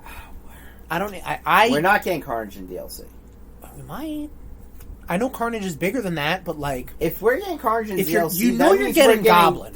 That means we're getting Null in you're getting in Spider-Man 3. If they're gonna do the dual villains, Actually- you might get Superior and you might get Goblin to Actually- finish off Norman and Otto. Actually, if they're sticking with the symbiotes, we may get Carnage. And then you might get some Venom. You might get some. I don't know how because they kind of killed him off. He's done. But apparently Venom. Apparently Tony Todd has said he did a lot more voice for Venom than was in the game. You're telling me Norman didn't save the symbiote? Yeah, but I mean Venom was Harry. But who knows? Who the fuck knows? Who knows? Could be Venom. More Venom all the time. I think we're done. I think we're pretty much tapped. We're on E right now. Wow. Well, I mean, we got Almost 9 3 minutes, hours. so we hit 3 hours. Well, we got the outro to go to, my guy. Oh, true. We did. Are we good? Anything else on Spider-Man? I definitely a front runner for Rudy of the Year for video game. Absolutely, I agree. But listen, we're gonna find out soon enough, Nation. And on that note, thank you for joining us for this giant-sized edition of the Rude Boys Power Hour Plus, I episode would say 160. this is our annual. I feel like we do enough 3-hour episodes sometimes, but I got you. I understand your comic reference. Thank you. For what? Thank you for joining us for the Rude Boys Power Hour Plus. Next episode, we were talking about this. What are we doing? Are we doing the wrestling thing or are we doing the Rudy's thing? What was the wrestling thing? Movies. Wrestling movies? I think we can do something like that. Yeah, let's do that. Well, yeah, sure. We're doing it. We're committing to it right now. Wouldn't be the first time we committed to something and bailed out. Next episode of the Rude Boys Power Hour Plus in... Much like my dad should have bailed out. We're pulled out. Bailed out? Whatever. Bailed out, pulled out, same thing. Oh, you did a bailout. Should have been on my mom's stomach. Oh, wow. Next episode of the Rude Boys Power Hour Plus, in honor of the Iron Claw coming out. Ya Boyz are going to talk about wrestling movies, so get ready. Well, yeah, or we might do something a lot more safe. Get ready to hear about movies relating to wrestling, movies featuring wrestling, honoring wrestling, The Wrestler, Nacho Libre, Holds Barred, which I guess we'll do a Rude Boys Go to the Movies for, because I've never seen it. And I'm going to hate it, I'm sure. Oh, absolutely. Dude, I'll just get you liquored up. We'll do it on a Saturday. What is his name called? Rip Taylor? No, not Rip Taylor. Rip Rogan?